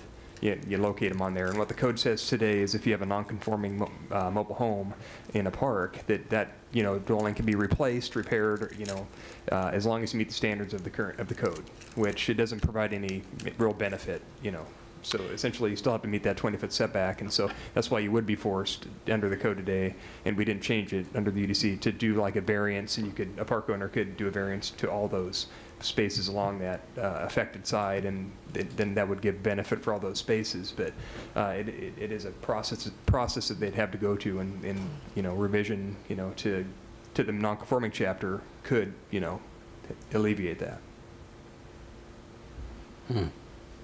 So what happens to me in my mobile home? You lost me. Well, during you wouldn't be able to. You'd have to do a variance to put the mobile home there. These wouldn't be able to meet the setbacks. Did you? Was this addressed? Is this on the bucket list? I can't recall off the top of my head if it's on the bucket list. It could be, but I can't guarantee that it is. Certainly could be added. Yeah. Excuse me, Glenn Gross, Community Development. It certainly can be added to the list. And when Mr. Poole was speaking of the need for this type of housing and going forward, what came to my mind was we were about to do a housing need analysis, and we're going to be looking at what the various types of housing that Salem will need going forward into the next 20 years or so. And so an outcome of that could very well be a review of this provision and a series of proposed amendments. I did concur with Councilor Clem. I would want to look at this type of change in the context of the whole code to make sure that it doesn't have any unintended consequences as well. But certainly this could be added to that, to the list to follow up the UDC. I guess just a process question then, how will that occur? Will that occur at the end of this, when we get done and ready to move this yes. change, we'll add to the bucket list at You that could time? do that, yeah, yes. Will you be keeping track of these Yes. items as we talk about Yes. them? Okay. Then I had another one I wanted to ask about. It was brought up from Chamber Representative, significant impact. Do we have a clear definition of significant impact? I don't know that that's defined. It's one of the factors that goes into determining a use classification good. So Bryce is putting the proposed code up on the screen, and we can walk you through what the current language says. Keep in mind that all of this language is intended to provide context to determine whether or not a proposed use is allowed in a given zone. And that's one factor that's considered, but go Yeah, ahead. so the way this works is the characteristics is your use definition. So if you go through and read this, if you meet the characteristics description, then you would be considered general manufacturing, and therefore you'd be allowed wherever that use is allowed in the zones. And we do provide examples of all the different types of activities that meet those characteristics descriptions. So keep in mind, it's not intended to be an exclusive list. It's just there to provide help towards understanding what meets that characteristics description. So yes, it does. The highlighted text does say significant impacts, and so it is somewhat subjective and discretionary. But when you look at that language in combination with the examples, you start to get a feeling for the types of activities that fall within the category. And then the other thing is we have two categories of manufacturing. There's general and heavy. And so when it talks about significant impacts on adjacent properties due to noise, vibration, dust, smoke, those are all the things that would kick you into heavy manufacturing. And so heavy manufacturing is this other category. So it's kind of have to look at the context of the definition and the examples to get the feel for what's allowed. Well, so, I'm just wondering on this, if I could go back to that list. I'm thinking of that, and I don't know why, it just popped into my head, that sriracha plant down in California that suddenly had been there for some time and then became a noxious odor as it began to disturb people and had its production curtailed. Is that the kind of thing where as time passes you have someone move in where it does become, I mean, there are certain things that to me might be okay, but to someone else may be really noxious or obnoxious, if nothing else. That's not how That's this not would what work. this No, is. this is about whether or not a proposed use, a proposed use is going to be considered allowed in a zone. And this is a whole new way of doing business for us, and we freely admit that. This is, today what happens is someone comes to the planning counter and they say, I've got this property zoned industrial, I would like to put this use there. Is it allowed? And the planner goes to the code, and because we use the so-called SIC manual, or this very detailed prescriptive list, all the planner has to do is be able to read, basically. And if the use is listed, it's allowed. If it's not, the answer is no. No matter how close it is to all the other uses that are allowed, the planner has to say, no, you can't do that.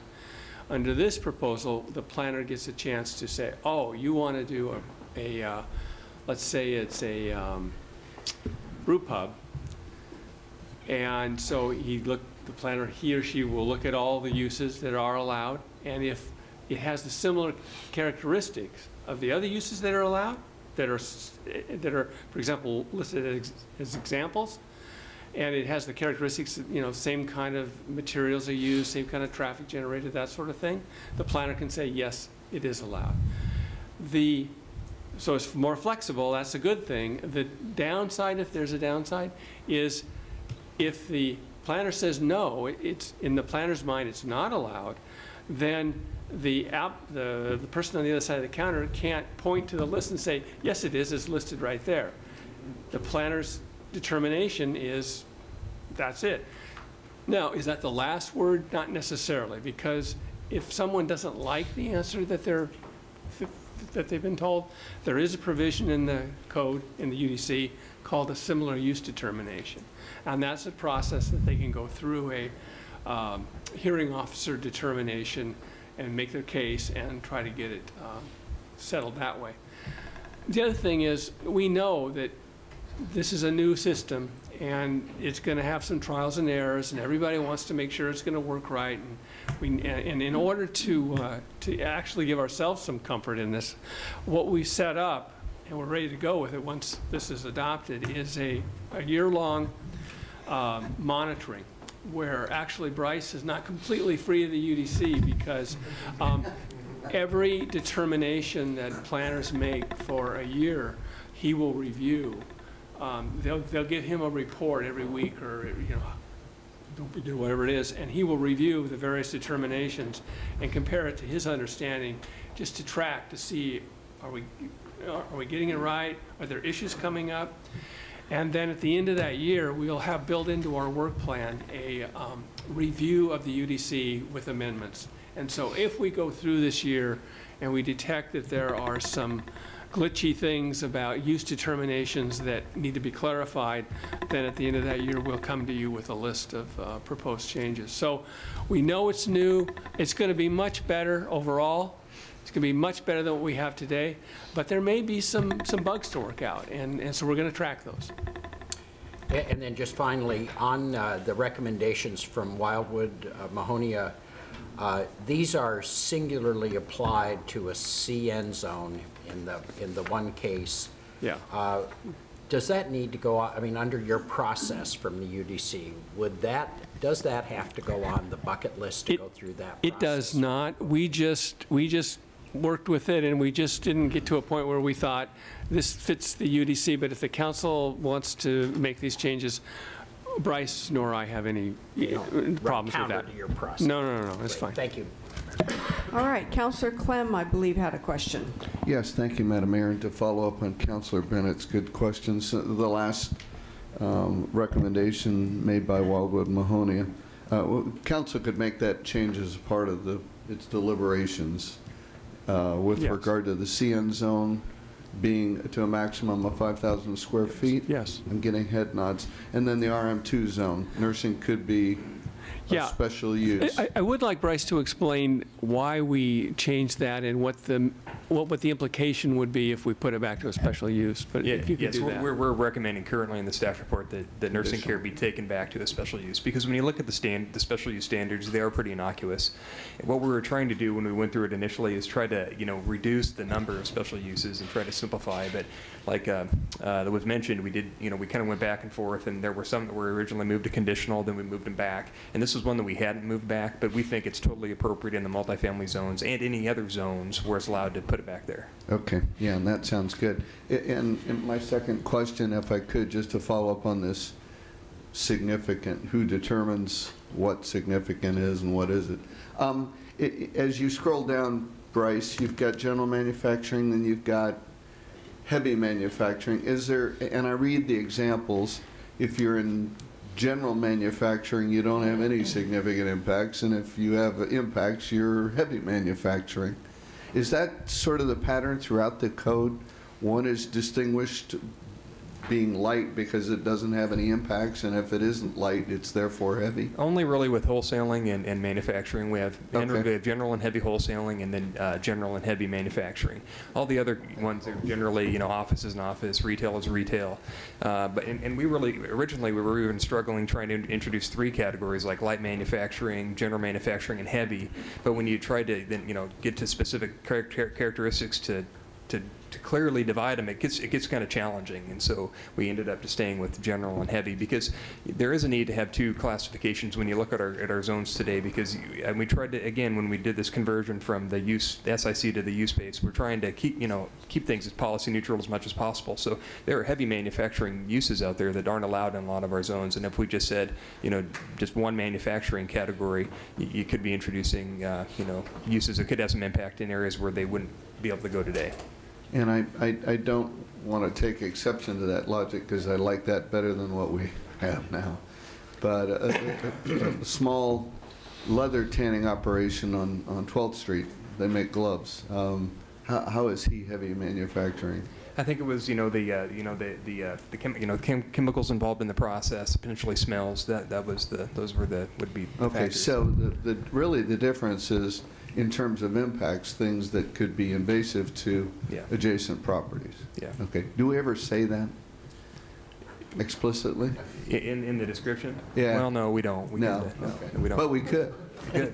Yeah, and then that would make it clear to anybody that the bright line is whether it's invasive to an adjacent property in terms of impact noise. I notice light's not in there, and I don't want you to add it, but right. Okay. All right. Councillor Bednarz, I believe, has a question or a comment. A question at this point. All right. Basically, what we've done, trying to make this policy neutral, but it's still somewhat of a game, changing the rules in the middle of the game, kind of. Not really, but it is kind of. So my question has to do somewhat with the mobile home park as an example. As concerned as I am about finding homes for low-income individuals or replacing them, but how do you address all those other thousands upon thousands of issues that we don't realize at this point within the code, within the UDC, once we adopt it, in other words, it becomes the rule of the land. How do we go back and we clean up this thing? Is it done administratively, or is it come before council again? Yeah, that's the purpose of building in a year-long review process to monitor it and to keep track of those issues that do come up, and then we will bring those back through the Planning Commission and ultimately to the City Council. So Planning Commission first? Yeah. Okay, that's fine. That's what I needed. Councillor Clausen. Thank you, Madam Mayor. That was a great question by Councillor Bednarz, and bordering on deliberation, but I'm not going to get there. The bucket list that's been referred to became potentially long and arduous as we went through this process, and the point was definitely to make this as policy neutral as possible, and then have staff bring back things as they became issues as we move forward, because there's lots of good ideas that came up, lots of good ideas. And so anyway, I think we're going to be seeing stuff coming back within the next year as we start to digest the bucket list and get to things. All right. Any other questions or comments from councillors? Councillor Tessler. Thanks. Appreciate the opportunity. First of all, Bryce, congratulations. You've taken a book like this and summarized it into a PowerPoint presentation of 10 slides, which is amazing. I mean, you should get an award for that, or work for the state, one or the other. So anyway, my question has to do with, I did look at the materials, and I noticed that at the end of the materials, usually on such things, you would see a unanimous vote, and there was not a unanimous vote. And I was curious if you were privy to why there was a no vote. At the Planning Commission? Yes. I cannot, I can't recall the specific, reason. I wouldn't be, I'd just be guessing. There wasn't, It was Commissioner Palmatier, as I recall. That's correct. And maybe President Lewis can also shed some insight, but I think it had to do with whether or not government services should be allowed in the IBC zone. Is that right, Jim? I'm not sure. Okay. Okay. And I think I don't think it was I'm maybe going out on a limb here, but I don't think it was a vote that this whole UDC thing shouldn't be passed. It was a single issue. I may not have the right issue, but I think it was just a single issue. Okay, so it was a technicality, a single issue. It wasn't, this is horrible, I can't support it. No, it was not that at all, I'm that sure. kind of thing. I mean, because it is good to know the minority report on these things. I mean, it's important to understand why people vote no and why they may disagree with it. And so that's, I just wanted to ask that. And the other thing is that this is, you know, Jeff Trost hit the nail on the head. I mean, this has been an incredible effort. And I will tell you that having a new thing takes a while. And so I would like to ask the public and everybody to be patient with us while we work out the kinks in the system. And I know that staff will put the extra time into, maybe after a year goes by, visit with some of your stakeholders, sit down and have some meetings with people that have had problems and people that haven't, and, you know, integrate their suggestions into the process. I think the whole idea was to make this a living document, a living process that you can go back and make those changes so that it does work for the people who use this system.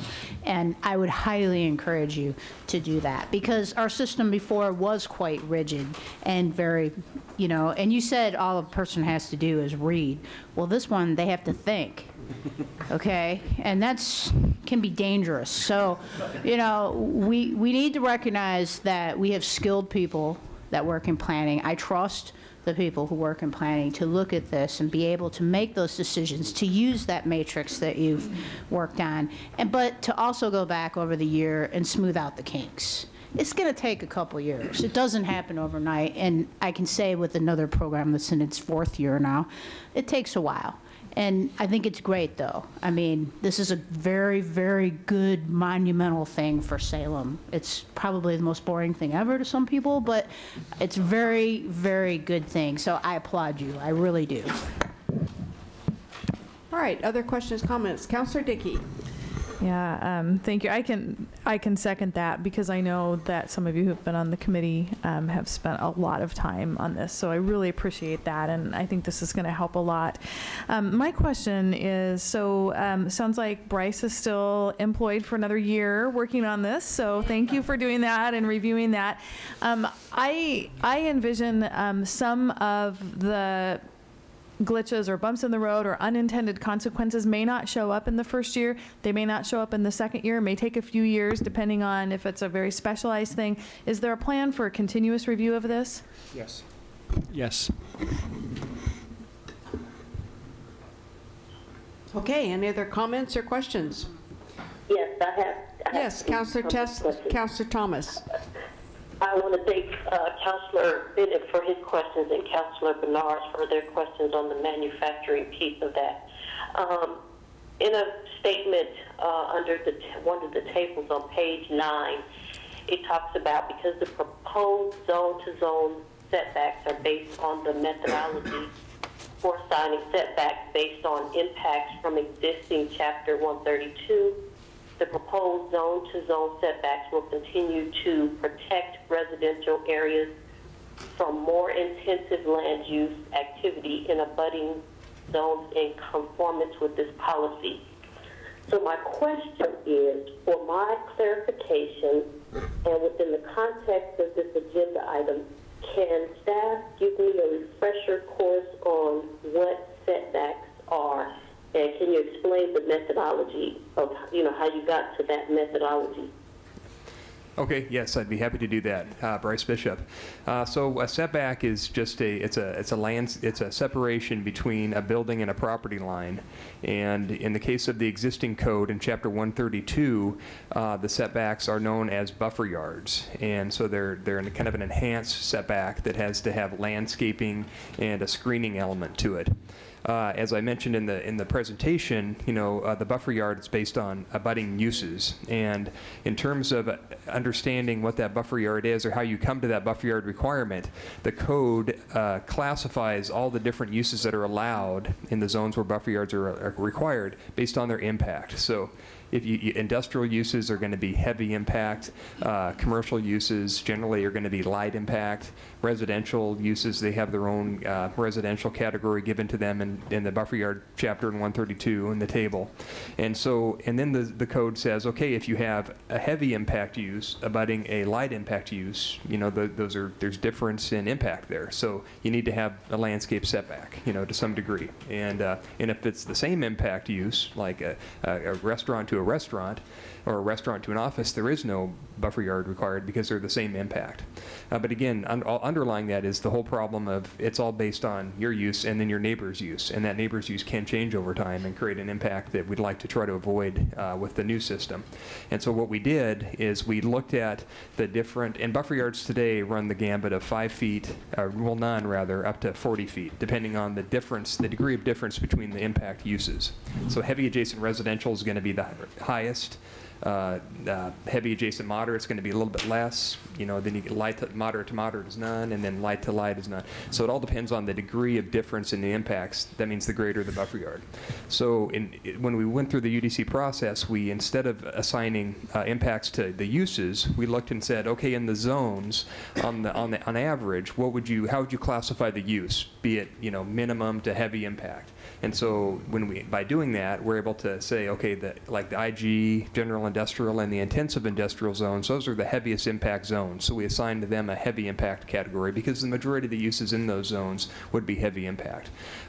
Commercial zones, public zones, those are all zones that majority allow like light impact uses in the code today. So we said those zones are a light impact zone.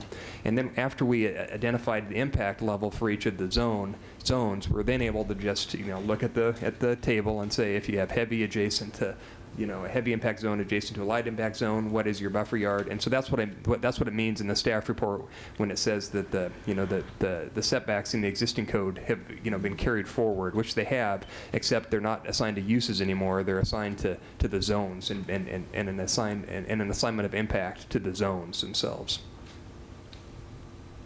Okay, and then one more. In regards to the gentleman that testified regarding the manufactured homes, is there going to be a possibility that some of the statements that he made as far as working with them to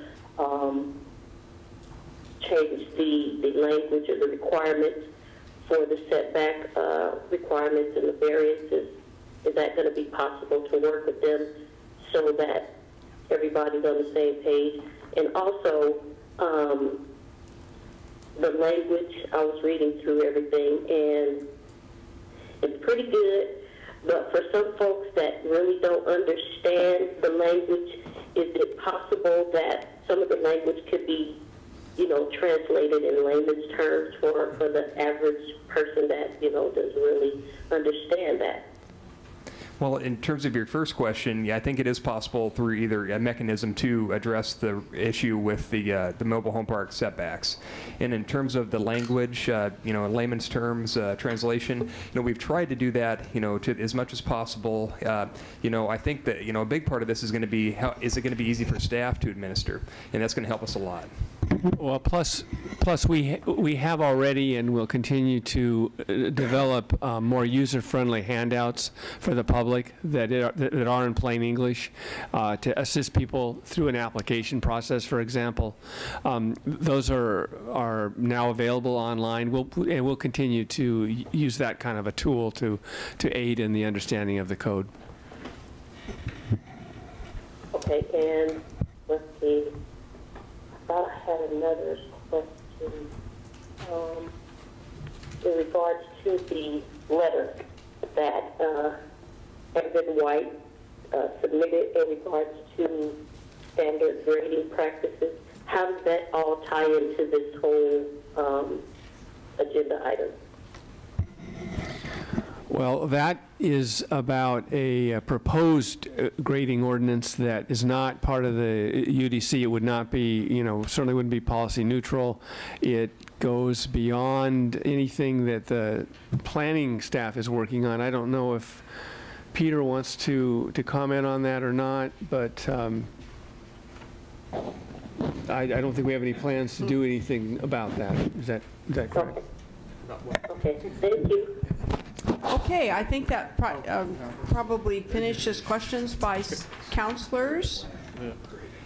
Councilor Bennett, do you have a motion? I do, Madam Mayor. I move the City Council close the public hearing, but hold open the written record until January 27th. Second. It's been moved by Councilor Bennett and seconded by Councilor Chesler to close the public hearing and hold open the written respond time until January 27th. Is there discussion on the motion? All those in favor of the motion signify by saying aye. Aye. Aye. Opposed, say nay. Motion carries unanimously. Thank you. All right, I'm going to call for a brief recess, so those who have finished their testimony, if they're interested in leaving the chambers, they may. How do you say that nicely? You want to get out? You can get out now. Thank you. I know, it's so long. Okay, we're going to get started again. We have all right, I will call us back into session, and we have a second public hearing this evening. Would the recorder please introduce this item 4B? The City Council will now hold a public hearing to receive public testimony on the selection of additional streets and bridges bond-funded projects. Thank you, and we have a staff report, I can tell. Welcome. Good evening, Madam Mayor and Councilors. My name is Mark Bechtel. I'm the Parks and Transportation Services Manager for Salem Public Works. And the issue before you for public hearing tonight is the selection of additional projects to be funded with savings from the proceeds of the 2008 Streets and Bridges Bond Measure. I apologize for the hoarseness in my voice. Hopefully the water will keep me going here. Okay. So, the voters approved in 2008 the Streets and Bridges Bond Measure. It gave us bonding authority for $99.8 million for bonding proceeds. We have sold 3 bond sales to equal that amount and have been able to be the beneficiaries of $4.8 million in what's called bond premiums or additional funding for a total amount of $104.6 million.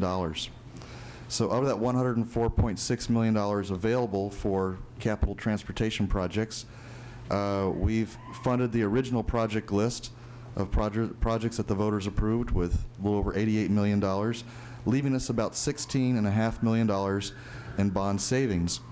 To date, the council has already approved some savings projects equaling $6.6 million. Staff recommends that we keep a minimum of $1.6 million as a fund contingency to make sure that we can finish the projects that are yet to be constructed of the original list and any savings projects, leaving us about $8.3 million in funds available for additional projects. As far as the project status of our projects, of the 41 original projects approved by the voters, 3/4 of them have been completed, and the remaining 25% are either under construction or nearing completion. We have approved, as you as a council have approved, a number of saving projects already. Back in 2010, we replaced, on a kind of an emergency basis, the communication system to our school warning flashers.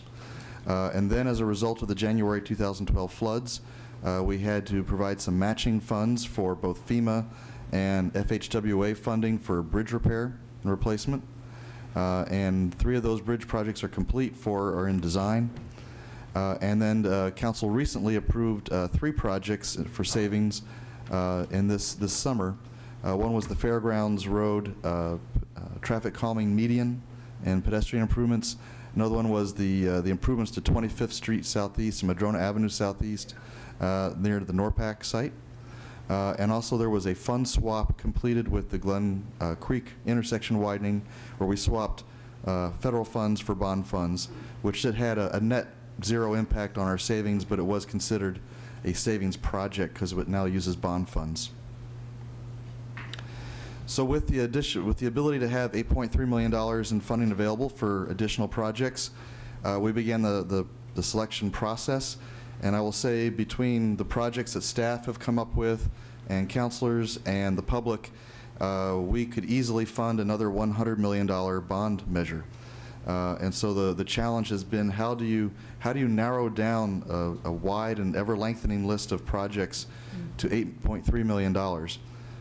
And so we put all the projects that were suggested through two filters. The first filter was a pass-fail test, and you can see what the criteria were there. They were very basic. And then a second filter, which were criteria that we worked closely with the Streets and Bridges Bond Committee of the Council, and that bond committee is consisting of Councilors Nanke, Clausen, and Clem. And we developed these criteria here to help us kind of narrow down the list of projects. The Council Bond Committee directed staff to go ahead and conduct a public outreach process, which we did. We sent letters to all 18 neighborhood associations, went to some meetings. The Statesman Journal helped us out with 2 articles in the newspaper, and we received about 41 different individual letters and emails, and I believe 9, possibly 10 now, neighborhood associations have commented on the bond list, culminating in a meeting for the Streets and Bridges Bond Committee where a recommended list of projects is being forwarded to you for the council for the public hearing tonight. And the public testimony we received up to this point is attached to your staff report for the record. We are recommending 11 projects, and obviously that list is hard to read, but the total amount of projects is $8,325,000. One thing that we would note is if you look at those 11 projects, they are spread throughout the city. They cover a variety of project needs. And the $8.3 million also leverages another $7.5 million of other transportation funds. What I'd like to do is go through each of the 11 projects individually in a very quick manner. The first project that we've recommended, the #1 priority, are improvements to Brown Road Northeast from Sunnyview Road up to San Francisco. This project would complement and extend a project already under design with Marion County. It's a project that would use both bond savings and federal funds. We are in the process of applying for $1.65 million allocation of federal funding through SCATS to match up with our bond savings of $1.1 million. You can see it meets a number of the selection criteria, and it's been heavily supported by both neighborhoods and citizens. The next project would be to extend the Eola Drive project that we just completed this summer in Eola Drive Northwest, where we would reconstruct and replace the pavement on on Eola Drive between Kingwood and Edgewater. And we would also replace the curbing, which is in very bad shape, and the sidewalks. We would also use that opportunity to install a traffic signal interconnect. And again, we can leverage about $200,000 in transportation SDCs with that project. A third project, the third priority, is one that many of you are familiar with. As you know, we implemented a railroad quiet zone this summer. But there were 2 crossings that we built that we could not implement the quiet zone on because of spacing criteria with Federal Railroad Administration. What this project would do would be to construct the pedestrian and safety improvements on 2 additional crossings at Woodrow and at Silverton Road, thus giving us 4 crossings to extend the railroad quiet zone. So it would complete the railroad quiet zone project that we began, and this would more or less fulfill a promise given to the neighborhoods in North and Northeast Salem for completing the quiet zone process. The next project is a small but important project. There's an existing pedestrian bridge over Mill Creek on Court Street at about 18th Street. It's an old bridge. It's made of wooden timbers, and it needs to be replaced. And it's just a size project where we would not have that kind of money available in our operating budget. So this is an opportunity to use bond funds for a much used but deteriorating pedestrian crossing. Another project we're recommending is a combination of 2 projects. It is to construct dual left turn lanes on each of the 4 approaches at the intersection of Commercial Street Southeast and Kubler Boulevard Southeast. We already have an approved project to add the left turn lanes on the Commercial Street approaches. That was the project that I pointed out was the fund swap project. The additional project would be to add the dual left turn lanes on the Kubler Boulevard approaches.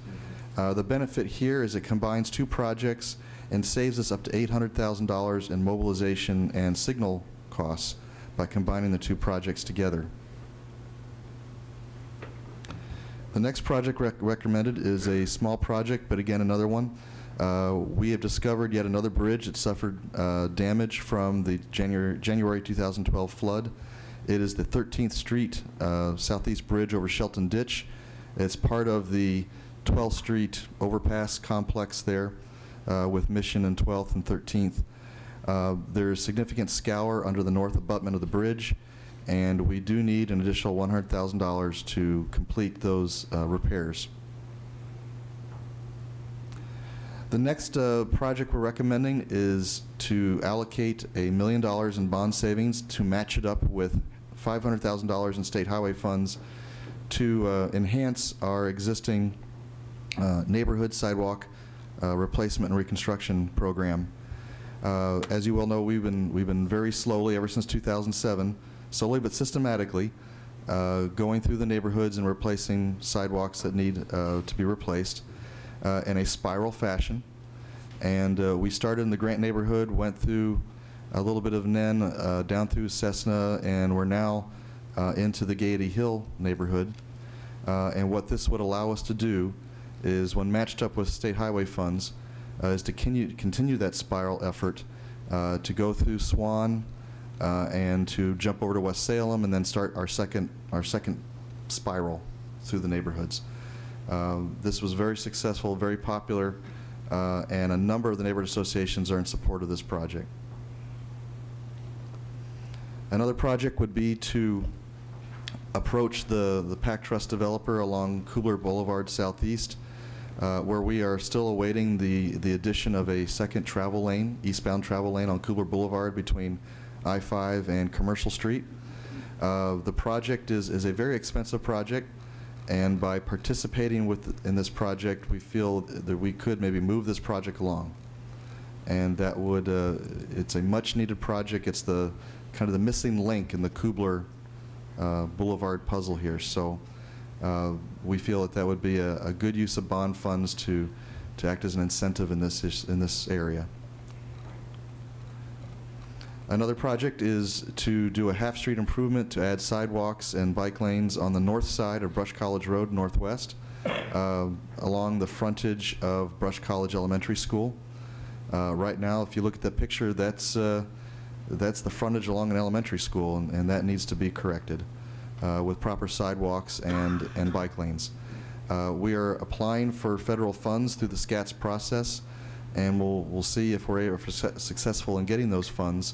If we're not successful, we'll have to re-examine how much bond monies are left after this next round of projects and see if that could be funded.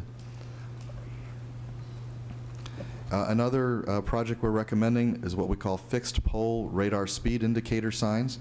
The original bond measure included money for 4 of the mobile radar speed awareness trailers, and they have been used extensively throughout town.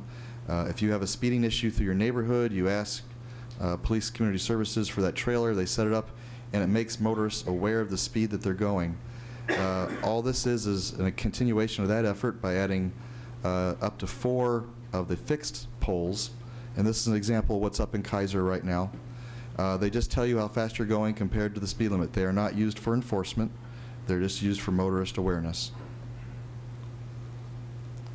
And finally, we would like to recommend adding standard width sidewalks along the frontage of Salem Heights Elementary School, along Liberty Road and Madrona. The school has very substandard sidewalks. In fact, most of them are on their own property. And the school, very important that the school has 8-foot wide standard sidewalks along its frontage for the children to access the school. And so those are the 11 projects. that staff is recommending.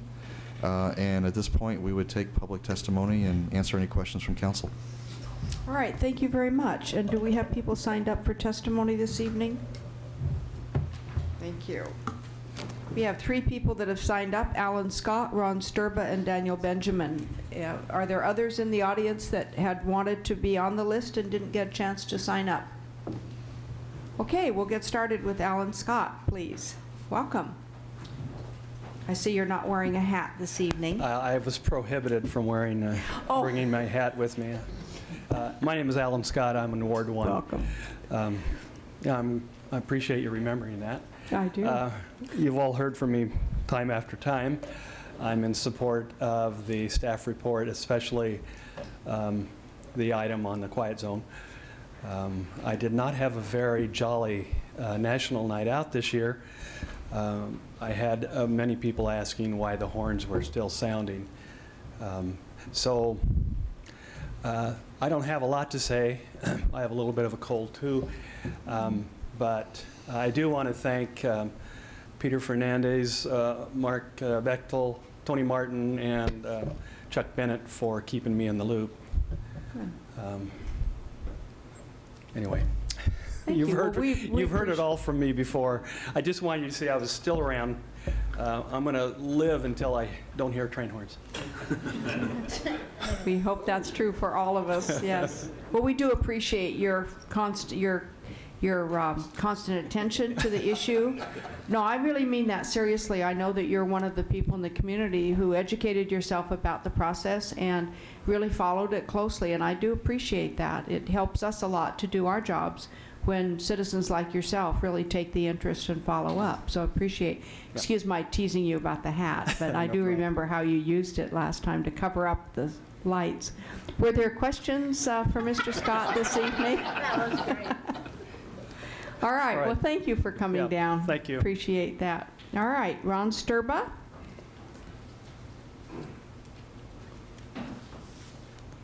Good evening, Madam Mayor and councilors and city staff. I just want to say I really enjoy the work that goes into the city projects for transportation, the Eola, Edgewater, Rosemont area, and especially lighting. I'm just stuck on lighting. You folks know I'm all about lighting and light pollution. I love LED lighting. I also love the projects that were put in my neighborhood, which happened to be the sidewalks and the bridge across the creek. And I agree that those are all essential to a good neighborhood and the property values. And so I want to thank all the staff for their hard work and the volunteers. The other thing that I had was on the sheet here, and it talks about the resolution, but it only has 8 million, and Mr. Bechtel had 18 million. Is it 8 or 18? Okay. Thank you very much. All right, are there questions for Mr. Sturba? All right, thanks for coming down. And Daniel Benjamin. Good evening, Mayor and city councilors, staff. I was privy to watch the process come out for this, and I'm in favor of it. Daniel Benjamin with North Lancaster Neighborhood Association, chairman, and was really excited to see the process come through where they were able to put the savings across the entire city in different points with projects that cover a wide variety instead of just basically sidewalks or just basically street improvements. Very excited to see this go through, and that's all I have to say. Are there questions for Mr. Benjamin? Yes, Councilor Nanke. Thank you, Madam Mayor. Actually, I just want to thank Mr. Benjamin for actually showing up to the Streets and Bridges subcommittee meetings. Most all of our committees are open to the public, and it's very rare we actually see anyone, and this is one of the committees where we tend to see members of the public as well as water, wastewater. But, you know, it's still 2 or 3. It'd be nice to, tell your friends and bring them down next time. Well, absolutely. I share that quite often about the bond savings. They're like, what, the government saved money?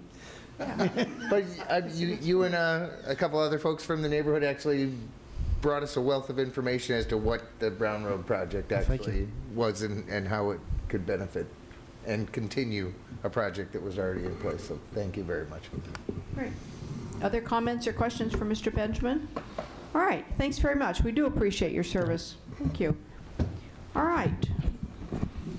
Seeing no one else signed up for testimony on this individual item, Councillor Bennett, do you have a motion? Yes, Madam Mayor, I move this. Oh, I'm sorry. Sorry. We're going to go back to questions of staff. All right. Yes, thank you. We do have questions of staff. I see Councillor Tessler and then Councillor Dickey. Thank you very much. After 7 years, I think I've got the order right now. Thanks to Mr. Nanke. Anyway, project number 11 on here, I just want to kind of chat a little bit about this project. This is a very pinched part of Liberty, okay, as you're going south. And if you're riding a bike on this street, it gets really narrow. And I'm just wondering, is the sidewalk going to make it even narrower now? Because it's pretty scary when you're riding a bike in the far right lane. I mean, there is literally no, I mean, really technically what we should do, gasp, is probably do away with one of those lanes and make a bike lane. Because if you're riding a bike there, you have no margin of error. And so if this sidewalk is going to push even farther out into the street, tell me now, so I can increase my life insurance a lot. Yeah, two things, Councilor. One is we would anticipate using the existing curb line, so we would by no means would we be narrowing Liberty Road or Madrona. We would use the existing curb line, and yes, we do wish that we could find a way to put bike lanes on Liberty Road. It's been around as a project since I've been here, and I'm in my 20th year here at the city. So. One of these days, we will get bike lanes on Liberty Road. But in the meantime, this would just take the existing curb line and add 8-foot wide sidewalks to that curb line. Yes, Councillor Tester, go ahead. Thank you. I appreciate that. My other question just has to do with, I did read some email in here that talked about McGilchrist, our favorite sore-backed horse project. And I just wanted to say publicly that we are very aware that McGilchrist needs to be fixed. And it is an embarrassment, and we are working on it, but it would cost way too much to take this money to fix it. And I just wanted to say that on the public record, because I think a lot of people don't understand how much McGilchrist needs. So we are aware that McGilchrist needs some improvements. However, I am happy that Madrona and 25th are getting a huge project done on it, which is really going to help. And hopefully we're going to have a little more accessibility through 22nd over time. And so I think that's going to help in the area too. But just kind of wanted to comment on McGilchrist because there was some email traffic in here. Great, thank you. Councillor Benars. Oh, I'm sorry, Councillor Dickey and then Councillor Benars. Thank you.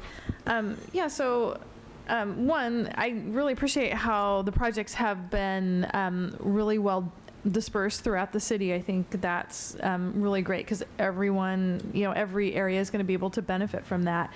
I have a question about the what are they called? Fixed pole radar speed. It's project number 10 on the list. I think one of the things I saw as I was looking through the list, I mean, there were a lot of great project ideas that didn't make the cut for a variety of reasons. And obviously there were many more than we could fund. But I did notice that a lot of the projects that didn't make the cut had to do with pedestrian safety, traffic safety, speeding cars, that kind of thing. Is there, or will there be a plan so that these 4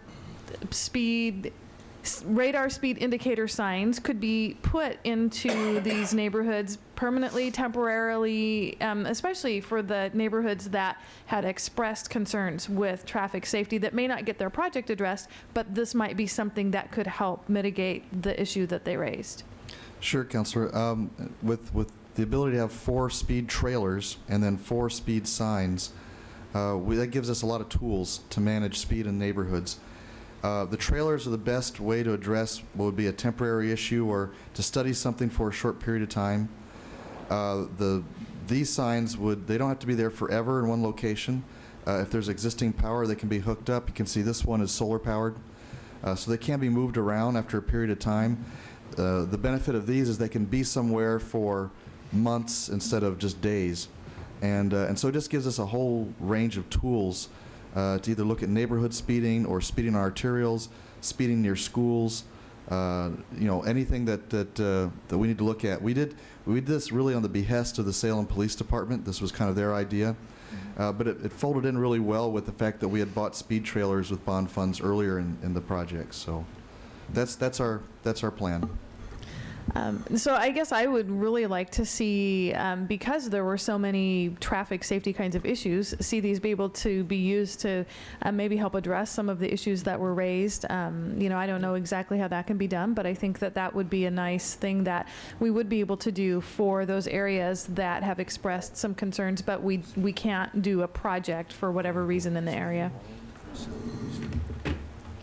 Councillor Benars and then Councillor Nanki. Thank you. I realized through the filtering, and I think that's what I'd like to get from you, is a copy of the filter when I go back and talk to the neighborhood associations, how you came to the description of why you chose this project over something else. And that's going to help me because of the projects that we were talking about, that the neighborhood associations that we talked about were much, much larger. Obviously, we're beyond that, so I want to make sure they make it into that other bond whenever that other streets and bridges bond comes up again, that it's in that list. We have so many streets in my ward in areas that are hilly, that are fast cars, that have no sidewalks, not to mention ill-equipped, as I think it was project number 11 was, in front of the Liberty School.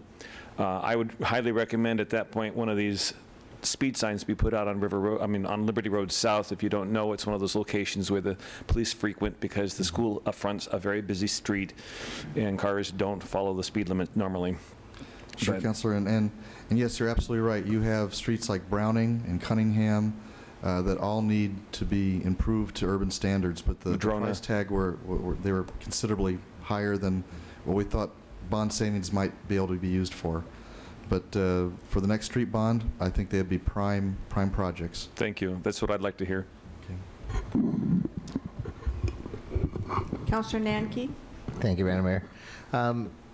As a follow-up to Councillor Tessler's question, estimated price tag on McGilchrist? Close to about 20 million. Okay, just to actually have that out on the record.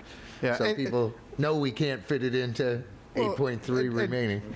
I apologize, Councilor Nanki. Just for folks to understand, we've been working on McGilchrist for a number of years. We've recognized, prior councils have recognized the importance of McGilchrist. An urban renewal area was created to attempt to fund it. Unfortunately, that urban renewal area is simply not generating enough cash to even be able to bond a portion of McGilchrist because it is so expensive. We are working on a plan to perhaps have the urban renewal area fund the design of McGilchrist. We do have a master plan for it. With the design, we may be able to chase federal funding. There's something called Tiger grants that show up every so often. Projects need to be off the shelf. We usually don't have off-the-shelf projects, so this would make it an off-the-shelf project. And there's a minimum price tag of about $20 million for Tiger grants. So we are attempting to make progress. If the time rolls around for a future bond issue and we have not been able to fund it, clearly it would be our #1 recommendation along with some of these other projects that Councilor Benars was talking about of now more collector level streets that serve our neighborhoods that don't have sidewalks. So we begin to see a theme emerging for the next one. It's going to be a little while. We still have a lot of work to do here, but we are very cognizant of McGilchrist. We're working on it. It's just $20 million. We just got to find it. And a second piece of that, I mean, $1.5 million still in contingency. If our record moves forward, kind of how we've been doing, we should hopefully realize the majority of that. When would that actually then be known enough to dedicate those funds to final projects? Because there are a few out there that are smaller, we could get several projects out of that as well. And we have some existing projects that, Wallace Road at Glen Creek being the largest one, Skyline in Ward 7 being another one that, that is in design. So we probably have 3, 4, 5 years worth of work right here. I would think as we complete these projects and we start to see, hopefully start to see savings, you know, if we continue to get good bids and, you know, maybe in 2 years we might be back then with another slew of projects. In the meantime, if we're secure in the monies, if these things right here, the fixed pole radar, become popular things that we can fund, we may come back and in the interim and ask the council for another small allocation to put more of these in. And, you know, so there's, you know, we've had a history of proposing smaller projects, and council has been generous to agree. So we'll see. But in terms of another big selection, I think we'd probably be 2 or 3 years out before we'd be back, so we can get this work done. Excellent. Thanks. Councillor Clem, did you have a question or comment? Yes, thank you, Madam Mayor. Just as a reminder, at least 2 of these projects rely on some huge match from federal funds. And so we'll know about a year from now, probably next October, if we're getting 2 of these 11 funded with federal funds. And if we don't, then we've got tough decisions to make on how we move one or both of them forward with these 1.6 million, or at least in reserve right now. So we actually have more decisions to make about a year from now. Yeah, there are a couple of, Mayor, if I may, just a couple of additional comments for you. The $1.5 million that we want to visit with PAC Trust about, that is really to sit down and discuss with them. They're very excited about Salem Clinic. They're excited about their other piece, but the retail piece is just, they're working hard to get the retailing piece. It's just nowhere in sight. And as any developer works, they need the retailing piece to be able to fund the street improvements. We're hopeful in just some side conversations with some of their staff that with an incentive, they may be able to incent their executives to put, to front the $3 million. They own the property, they will always own the property, so we're hopeful. If we cannot incent them, if they simply aren't capable of doing the money, then that's $1.5 million that's really available then for another project. So that's one piece. On the 2 federally funded projects, we are better than 80% sure. I think we're getting close to 90% sure that Brown Road will be funded. We're significantly less sure about Brush College. So that is another one. There's only $150,000 there of bond funds. We're hopeful. You know, it's really a gamble. We're hoping. If not, that money will come back into the pool, and then we'll have to come back to council at some point and talk about Brush College. And then the last comment that I want to make is with Madrona. I want to talk about the quiet zone for a little bit. The quiet zone projects, the railroad safety projects, is really the only project in the bond that's actually tripled in cost, where we've had other savings. And I'm happy to talk about that because we really have gone the extra, somebody laughed at me today, we've really gone the extra mile in doing pedestrian safety improvements there. And the safety improvements that we're going to do at Woodrow especially, there's a missing link of sidewalk there. And there's a siding. And so there's a tremendous amount of project, and we are doing the maximum possible to enhance pedestrian safety and vehicular safety. One, because we think it's the right thing to do. Second, because it gets us a 5-year quiet zone rather than a 3-year quiet zone. And I'll tell you, the other day I saw the train stopped, and I was just a knot in my stomach that we'd have an accident, you know, out on that zone so soon after implementing the quiet zone. So we really want that quiet zone to be successful, so when its 5 years are up, we can get another 5 years and get it done. And the last thing I want to say is on Madrona Avenue, when we do that improvement, we will do the quiet zone improvements at the railroad crossing as well. So as trains come in, they won't, you know, we will apply for the quiet zone there so they won't have to blow until they get to McGillcrest. So we are doing a mini expansion on the south side when we do the Madrona improvement. So there's another little leverage opportunity for us. So we're very optimistic. We really, once again, we appreciate that the citizens voted for this in '08, and we hope we've been good stewards. I think everybody's enjoying the projects, and we got a lot more to do. Thank you. Thank you. Councilor Benars? Mr. Fernandez, I was hoping you could clarify on the list of the 11 projects that we have within the report. I'm just doing some simple math and some simple observation in reference to the matching funds, and my numbers that I see here don't match up. We have about $8.325 million that we've spent. According to this, we've spent $7,500 in matching funds for a total of $18,320,000. We're missing about, I don't know, $10 million? $2.5 million. That's because if you go look at the Kubler Boulevard at Commercial Street intersection improvements, that other chunk of money, the $2.5 million, is also bond funds. So we're not leveraging other funds, we're just leveraging our own bond funds with that project. So that's why the math doesn't add up. The 8.325 plus 7.5 million does not equal 18 million. Add 2.5 to it, and it should add up okay. So we just didn't want to claim that we were leveraging other funds when 2.5 was leveraging our own money. Got it now. So. Okay, I'm glad to hear that. The numbers didn't add, and I wanted what I was looking for. What did we actually do, and where were we getting the money? But that's good.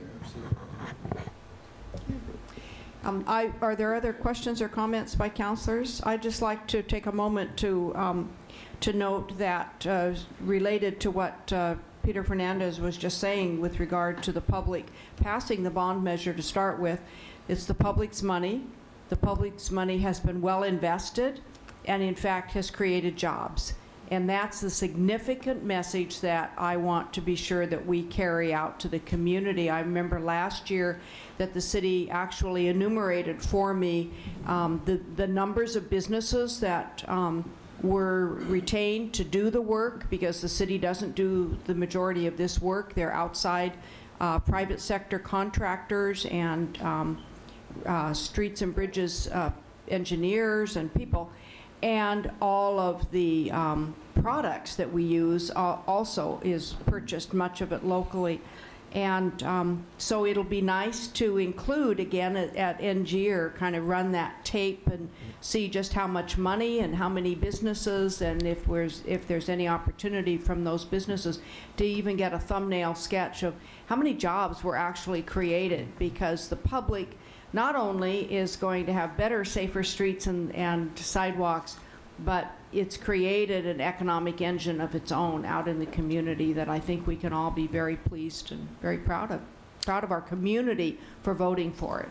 We will. We're planning to have an annual report to the council the last meeting in January.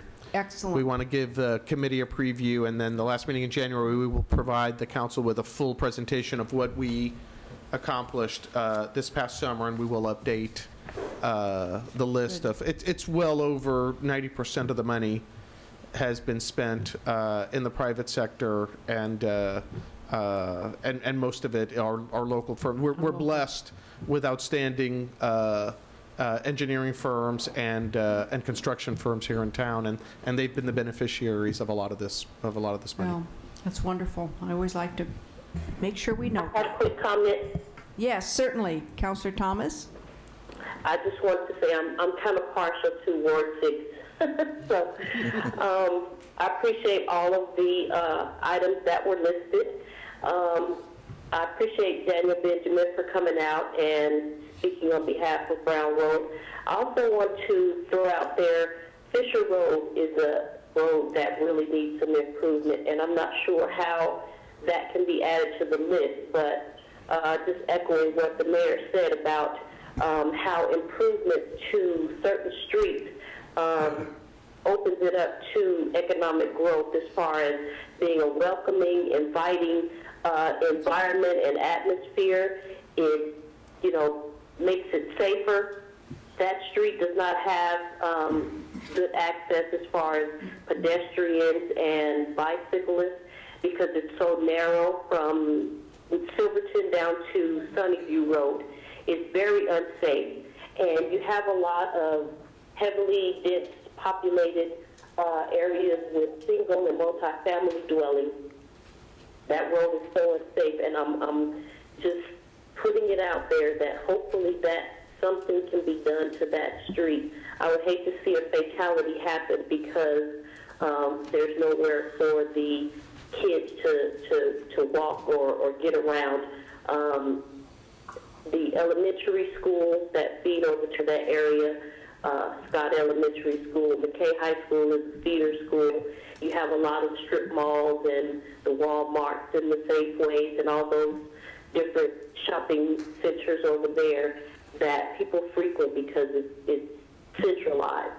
And so just to be able to have a street that's so improved, you know, it does wonders for the area.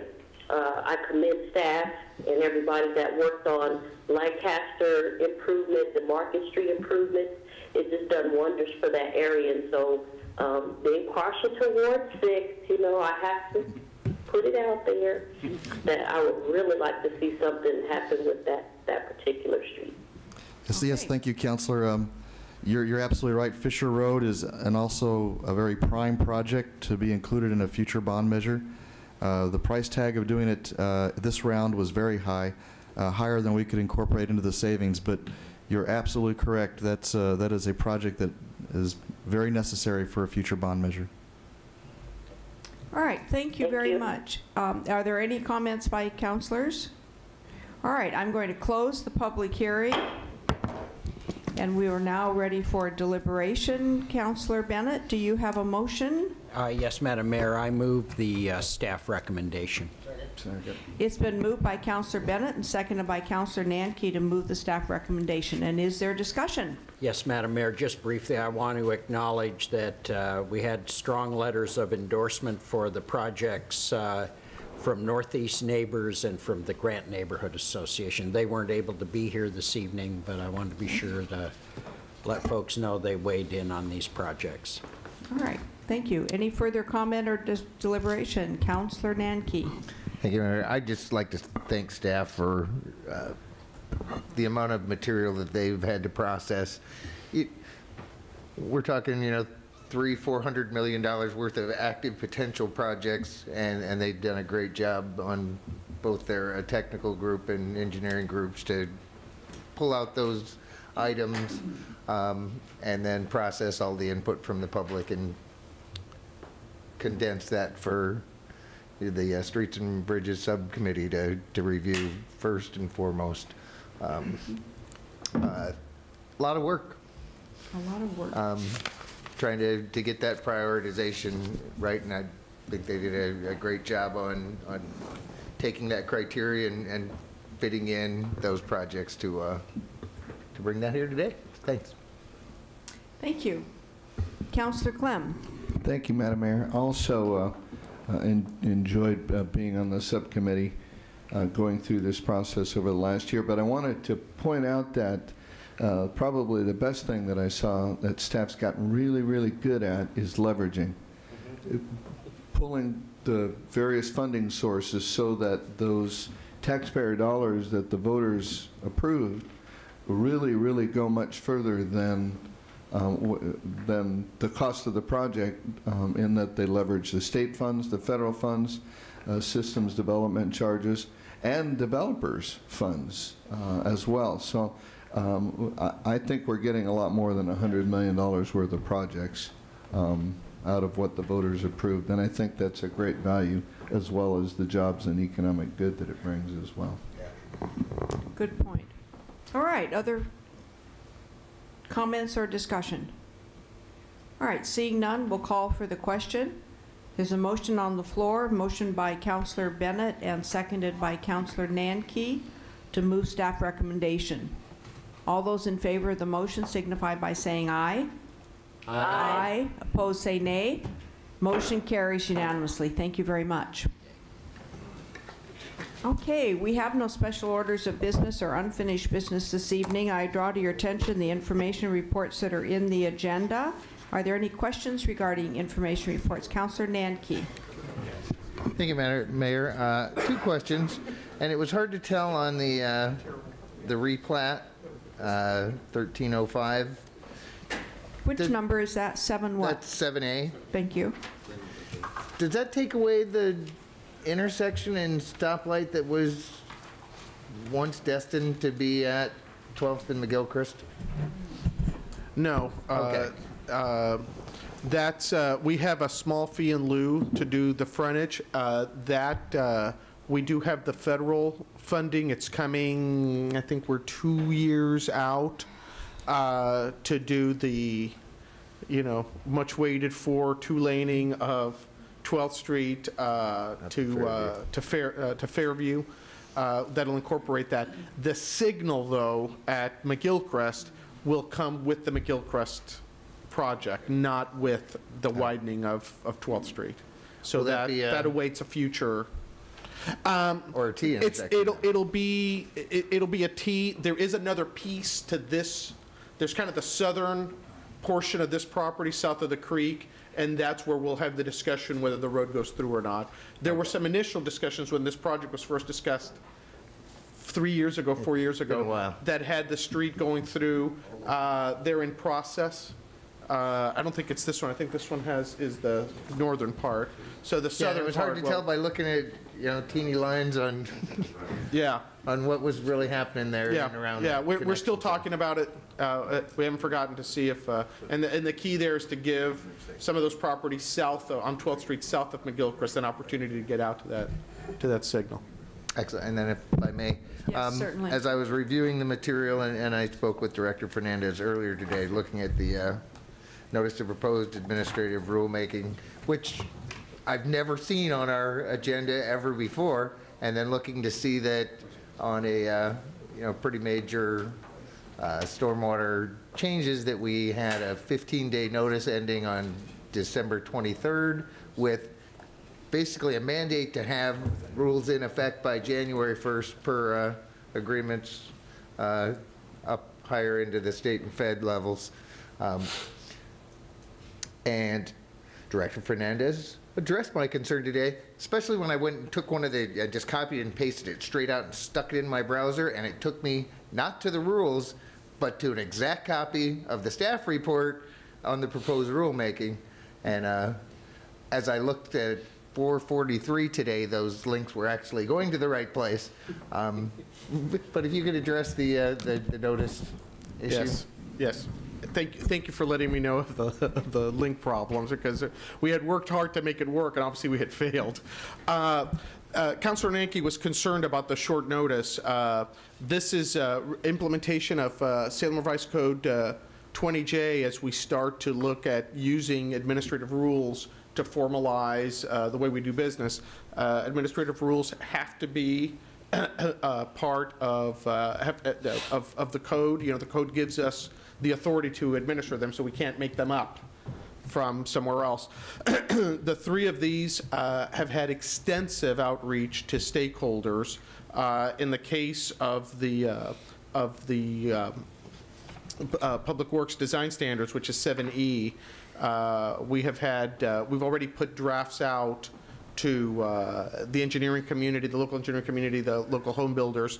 With the stormwater code, Robert Chandler had his committee that worked with him for almost 2 years to do the code, and a lot of everything that's in the rule was stuff that was discussed with them and implements what is exactly in that code. So there is no new material in there. Nevertheless, there is notice, there's public notice, there is a 15-day period. If we had not had that extensive notice, we would have done a longer period. We got pinched both by the difficulty of writing these rules, which are very complex, and the need to have them in place by the 1st of January.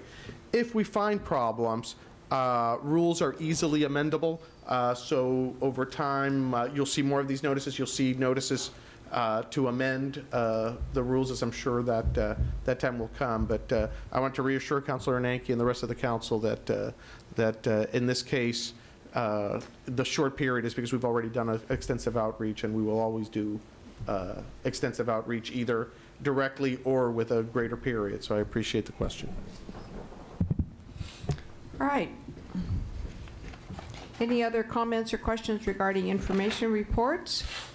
We'll proceed to ordinances. We have no first readings or second readings. We have public comment. Ron Sturba is signed up. Mr. Sturba.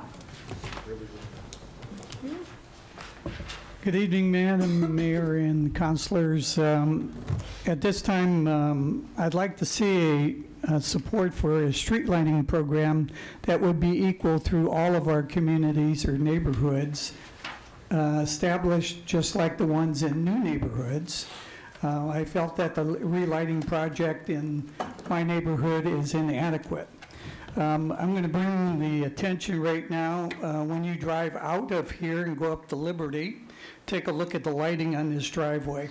It is not adequate, and that's one thing that I think that should be done here at City Hall, and that's good lighting, and that is one place that's missing. I got a complaint from a lady on Crescent Creek who said one of these new LED lights at a hillside, when she pulled up to the intersection, was right in her face and it was hard to see. At this moment, I'd like to take a pause for two pedestrians that were hit over in Polk County. And this time I'm just going to take a moment of silence for them.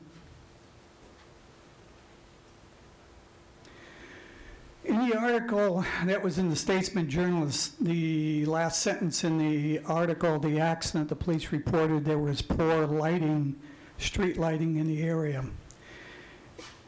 And it disheartens me to have something like that happen when citizens can step up here and say, we need something done, we need a balanced, uniform lighting in this city. And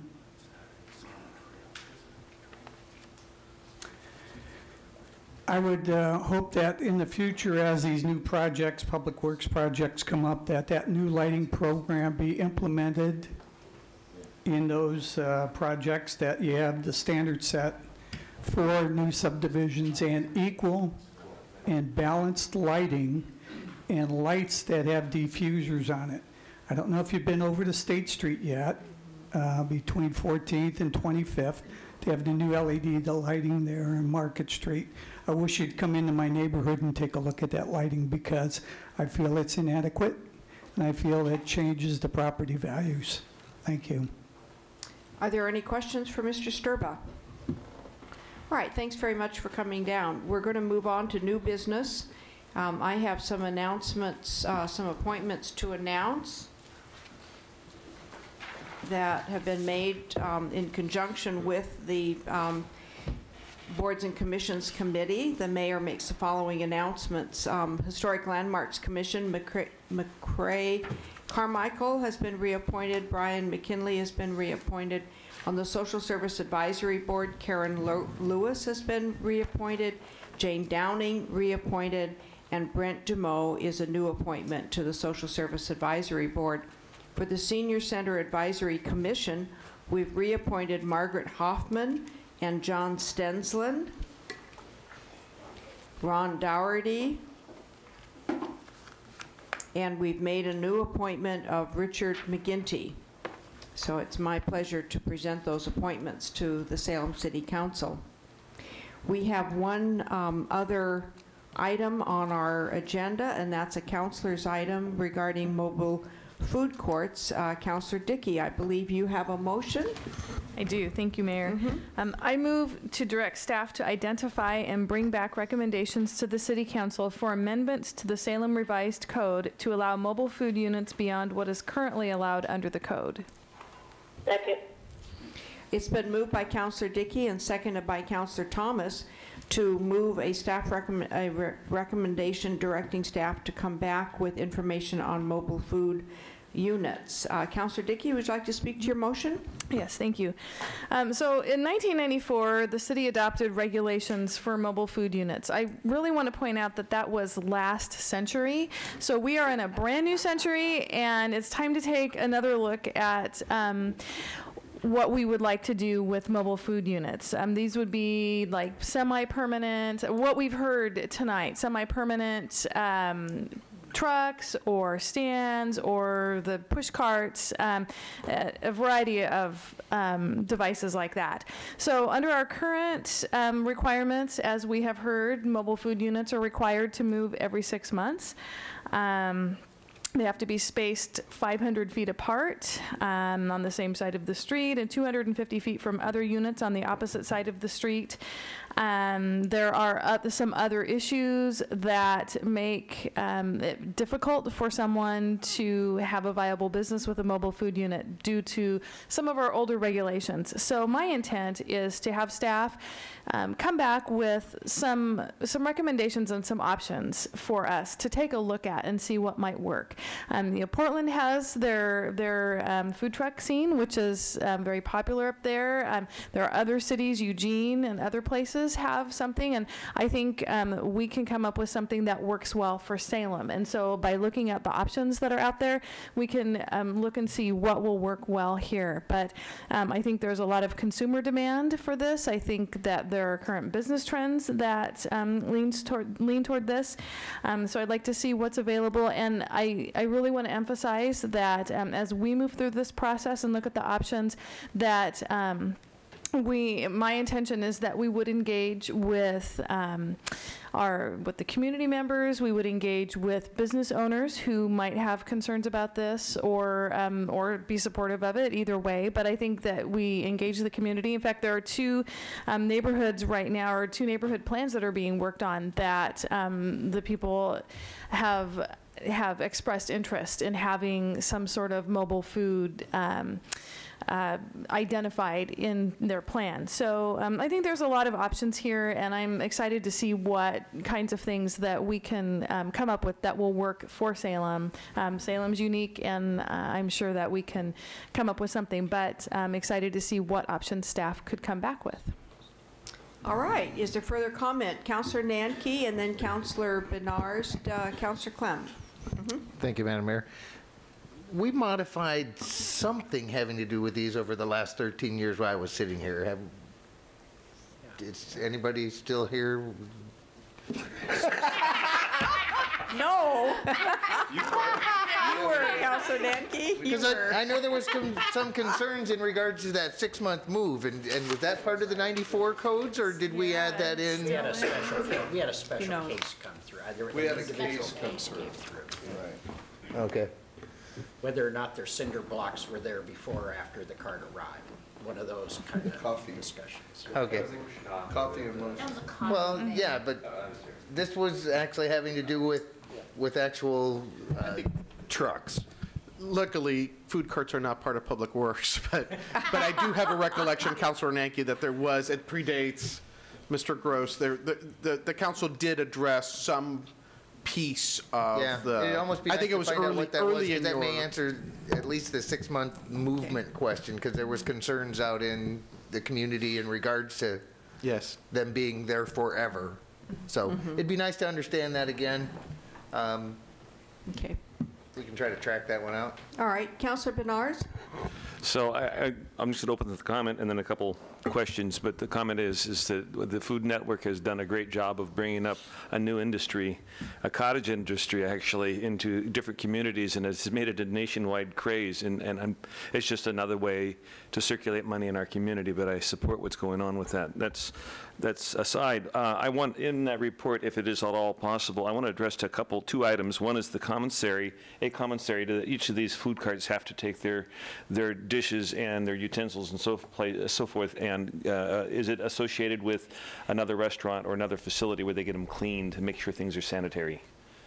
That's one of my issues. And I understand from that same comment is that if somebody gets poisoned in a food cart and it is linked to a commissary, then the commissary can get shut down along with the food cart. At least that's my understanding. So these are all kind of questions or issues that need to be researched. The other one is, probably even more in my mind, is I would call food cart sprawl. And it has to do with, you've got a food cart, you've got a van, or you've got a truck, and next thing you have a tent, then you have a second tent, you have picnic tables, and you've got, well, anyway, sprawl. And I just want to make sure that that's one of the big things that neighborhoods don't want to see, is that stuff happening. You got the food cart, that's great. So those are my two, plus my comment. Thank you. Councillor Clem. Thank you, Madam Mayor. Just a question for Mr. Gross. I support the motion, so. But I am concerned that when we, from time to time, come up with ideas for staff to just run off and do a whole bunch of work, you know, we've got a unified development code and we have a bucket list. And so, Glenn, can you speak to what the capacity of staff is to take on this project, or what its delivery time might be with your current budget?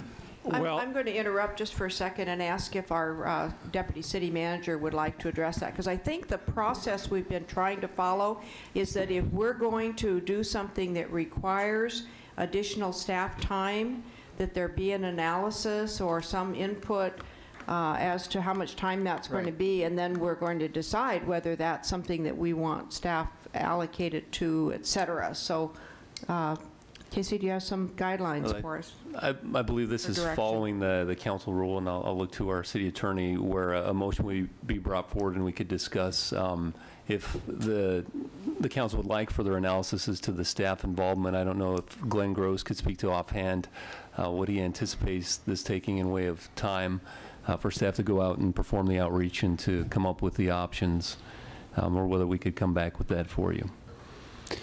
Well, we could certainly come back with that. I just wanted to point out that actually this particular item is on the bucket list. So what we would be doing is just taking it from the list and moving forward with it.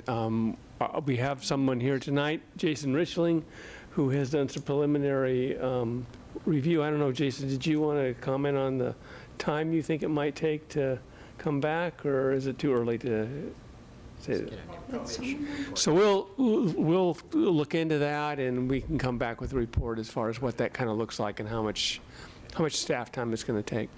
I think there's a question on some of our faces of this is on a bucket list. I'm not aware of that. I think that that's something we want to know and want to understand. Yeah, it's on the bucket list that was created as part of the UDC project. Oh, of the UDC It was project, identified not of as council goals or council direction. No. It was the UDC project list.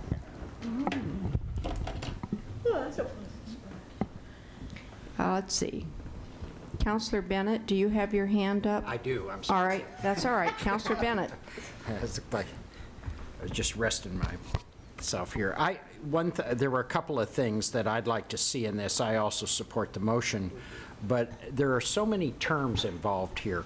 And I really appreciate you calling them mobile units, but that ranges somewhere from a small cart to a semi, and whatever can be moved becomes a mobile unit. So I'd really like to understand, because I heard all of these terms tonight: cart, stands, wagons, pods, and vans. And I have I keep thinking of a cart as sort of like the little old Casey's hot dog cart out in front of the Capitol, and vans or something else. I'm not clear what a wagon is exactly, except I used to work in a steel warehouse, and a thing we called a refreshment wagon came around, but it was something different than I'd like to see all that defined, because I think they are something different. I can see certain kinds of these units being down in like Riverfront Park. Others I can't. Does that make sense? That it's understanding. This is a more I think this is a fairly complicated business of different kinds of businesses put together, and so I don't know that it can be dealt with in a single mobile unit. And that's one thing that just really bugged me. And I'd like to understand this permitting system. We don't permit any other business except taxis here in town, as far as I can tell. And I was hearing about police permits and stuff like that threw me. I didn't quite understand what that was all about. Well, we have traditionally issued a license, a police protective license for mobile food units. Why? Well, I don't know why, but actually, I get it if it's the ice cream guy at the school. Yeah. Actually, though, as part of the recent amendments to the licensing chapter, the ones we just processed through, the ones that from now on, appeals of taxi cab licenses won't come to council, they go to the hearing officer, those amendments, we took that out. So it's no longer a license that's required. And instead, we're proposing in the UDC to make it a temporary use permit. So it's not going to require a license in the future. Well, I hope part of your analysis includes the economic disincentive to do this kind of business compared to any other kind of business in Salem, which does not go through that kind of permitting.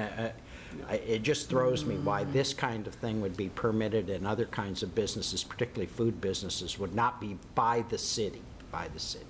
It's an odd, they're an outlier in our permitting system, it seems like. They have been, and they've been, and it's been kind of difficult to administer, frankly. So that's why we changed the licensing provisions to make it a temporary use permit. We did not do anything in the UDC, however, to change the parameters. It's still 6-month maximum. You still can't be within 500 feet of another one.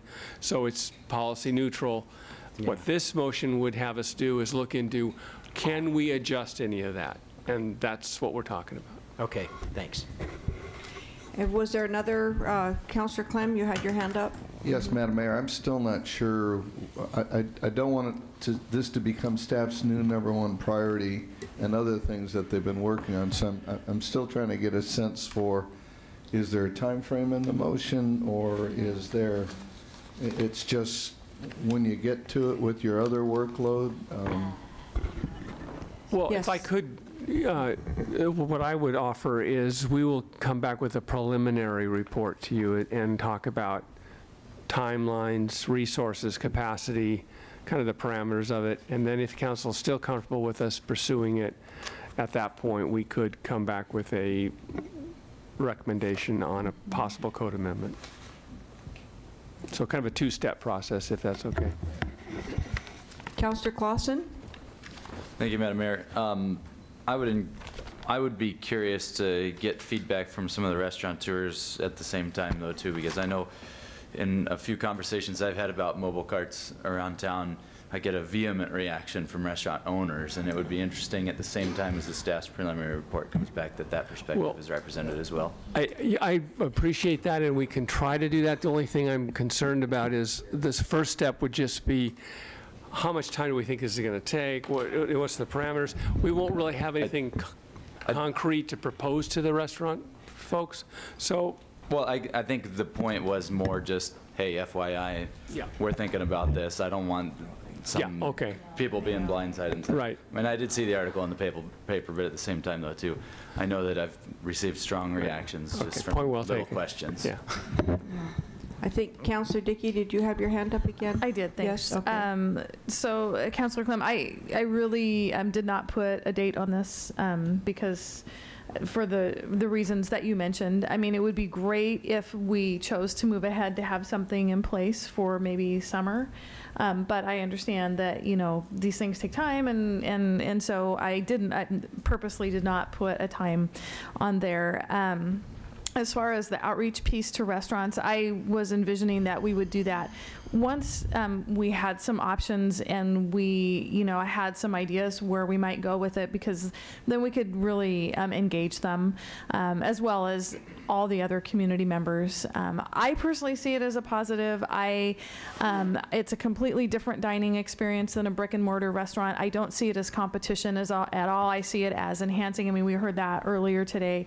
I see it as complementing, whether it's a mobile unit that's associated with a restaurant or not, but absolutely we should engage all the business owners, anybody who would be affected. So I definitely think that needs to be part of the process. But right now I'm just interested in seeing what options there are. And because I know that a couple of neighborhood plans are wanting to include something like this, I'm of the understanding that there may have been at least a little bit of preliminary work done already to, as part of those plans, a little bit. So this isn't a completely brand new idea. I'd like to make a couple of comments, and my comments are along the lines of just something that Councillor Clausen was alluding to, but I want to be even more specific.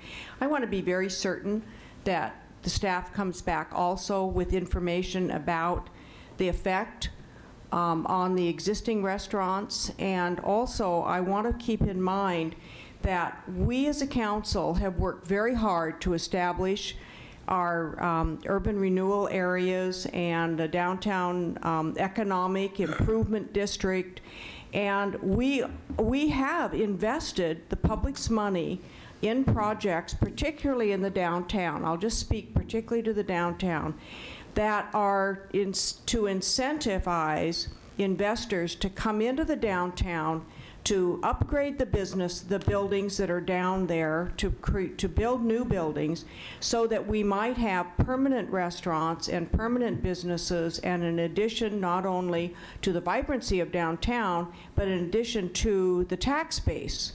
And I'm concerned if we begin in an area where we are attracting a type of use that actually runs counterpoint to what the rest of our efforts are downtown, and particularly our urban renewal areas. I just want to be careful that we're not defeating one goal by creating a new one. So I just raised that issue, and I want to be very certain and very clear about it, because we put a lot of time and a lot of money and a lot of effort and a lot of staff already into attracting businesses that anchor in a building, invest in the building, and stay in the building to provide restaurant service, particularly in downtown.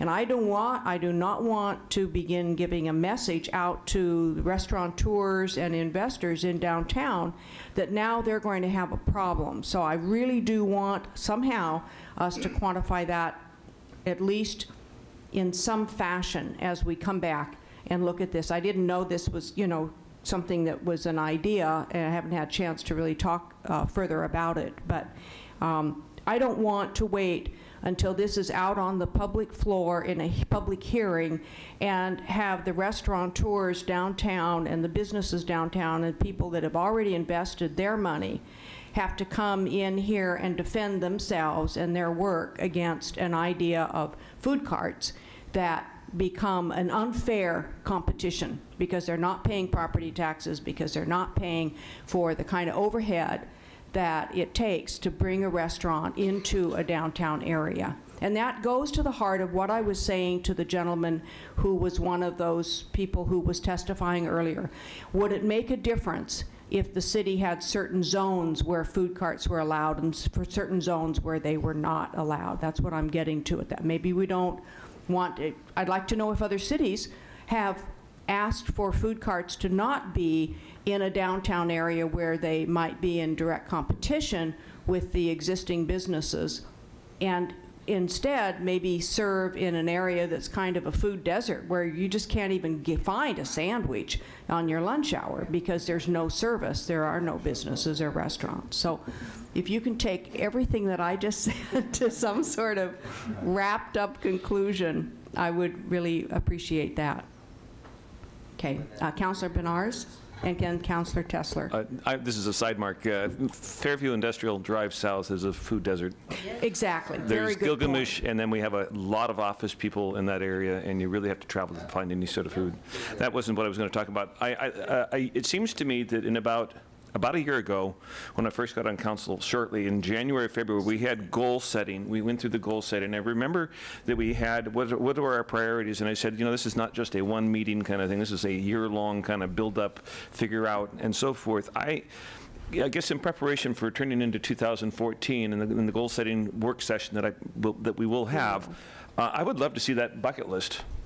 And give you an idea, basically, how I align with my ideas with what is on that list that we haven't accomplished so far, and what I might be able to say I favor to do in 2014-15. So if there is some formal list out there, would really love to see it. Yeah. Thank you. Yeah, I'm rather surprised to think that a bucket list that came out of a land use cleaning up the UDC process ended up creating a bucket list that said we should start looking at having mobile food carts. So I want to be careful that that's not what I was hearing. Well, that's what I said, and I can't recall the context of how it came out, but it was during the process with meeting with the advisory committee. You know, we had a lot of discussions over several years, and I can't recall exactly what that context was, but that was one of the items that was listed as something we should look into, and that's about it. All it was is just we should look into that. Okay, thank you. Councillor Clem, did you have your hand up? I did. Councillor Tessler, sorry. Thanks. I guess I'm the victim of the person who does work in the food desert, and there is nowhere to eat where I work. Okay. I mean, nowhere that you can walk, nowhere that's close by, and the radius, it's ridiculous. So, you know, when I think about a mobile, I don't just think about downtown, I think about the whole city. And, you know, we should look at Portland, because Portland has a hell of a lot of restaurants downtown, and they have food pods and food carts, and all areas of Portland have these areas. Why does everybody instantly think they're going to go downtown? I mean, people eat and work other places. And here's another thing about eating here. If you want to eat after 10 a.m. or 10 p.m., you're going to have a problem, because there is very little that's open late. And that is the function of food carts. They are open late. And this is a good thing for people. I mean, I see these two things complementing each other.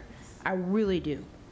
You know, if you're a brick and mortar restaurant and you have an established restaurant, your patrons are going to eat there regardless if there's a food cart or not. You know, food carts are for a totally, you're talking about apples and oranges here. This is not a competition thing. This is a complementary thing. And it should not be looked at. And besides, this is free enterprise. And what about all the people that make investments in food carts and their little business in a food cart? They buy all their stuff locally.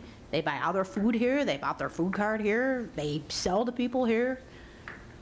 I'm just, you know, those people have an investment in the community too. No, it's not a brick and mortar business, and I do agree with you there. But I don't want to set this up as this is us versus them. This is brick and mortar versus food cart. That's why this failed in the past, is because people put these people out of business because of this. That's not right. This is free enterprise. This is a society that values free enterprise, not a monopoly. And so we need to allow those type of uses to exist here. And for many, many years, those uses have been stifled because of people in the brick and mortar business and other people too. So we need to be fair and equitable. We need to allow those people to come in and have a business too. That is fair. So, and I'm not saying just downtown. We have a whole city that people can go to. So I don't want to see this as us versus them. And I also don't want to see it swept under the rug for months and years and cobwebs grow on it. And, you know, we need to address this. This is an issue. My constituents would like this. I have many people approach me about this. It's a problem, and we should address it. And I'm totally in support of this motion. And the reason why you looked into this is because the Gunters had a coffee shop there, and the lady had problems there, and what came to us, and that's why it's on the bucket list. So. And we need to make this decision in 3 minutes, because I'm not voting for an extension. All right. Thank you. We have a motion on the floor. I think that Mr. Gross has something to say. Just really quick, and I know we don't All have right. any time, but just really quick. I just want to make sure everybody's clear. Just because an item was put on the bucket list, and there are a number of things that randomly came up in the process, and we just said that's policy change, we're going to put it on the bucket, that doesn't mean we're committed to doing anything. We're working on a report now to bring to the council where we're categorizing all the items into various themes, and we're going to present it to the council with a recommendation, but it'll be up to the council as far as whether we work on any of those items on the bucket list, just to be clear. Great, thank you, I appreciate that. All right, we have a motion on the floor. All those in favor of the motion signify by saying aye. Aye. Aye. Those opposed, nay. Nay. Okay, Councillor Clem and Mayor Peterson are nay. Motion passes. Thank you. And there's no further business. We do have a Christmas tree lighting is this Friday, the 13th. Lisa. Put off from last Friday. All right, we are adjourned.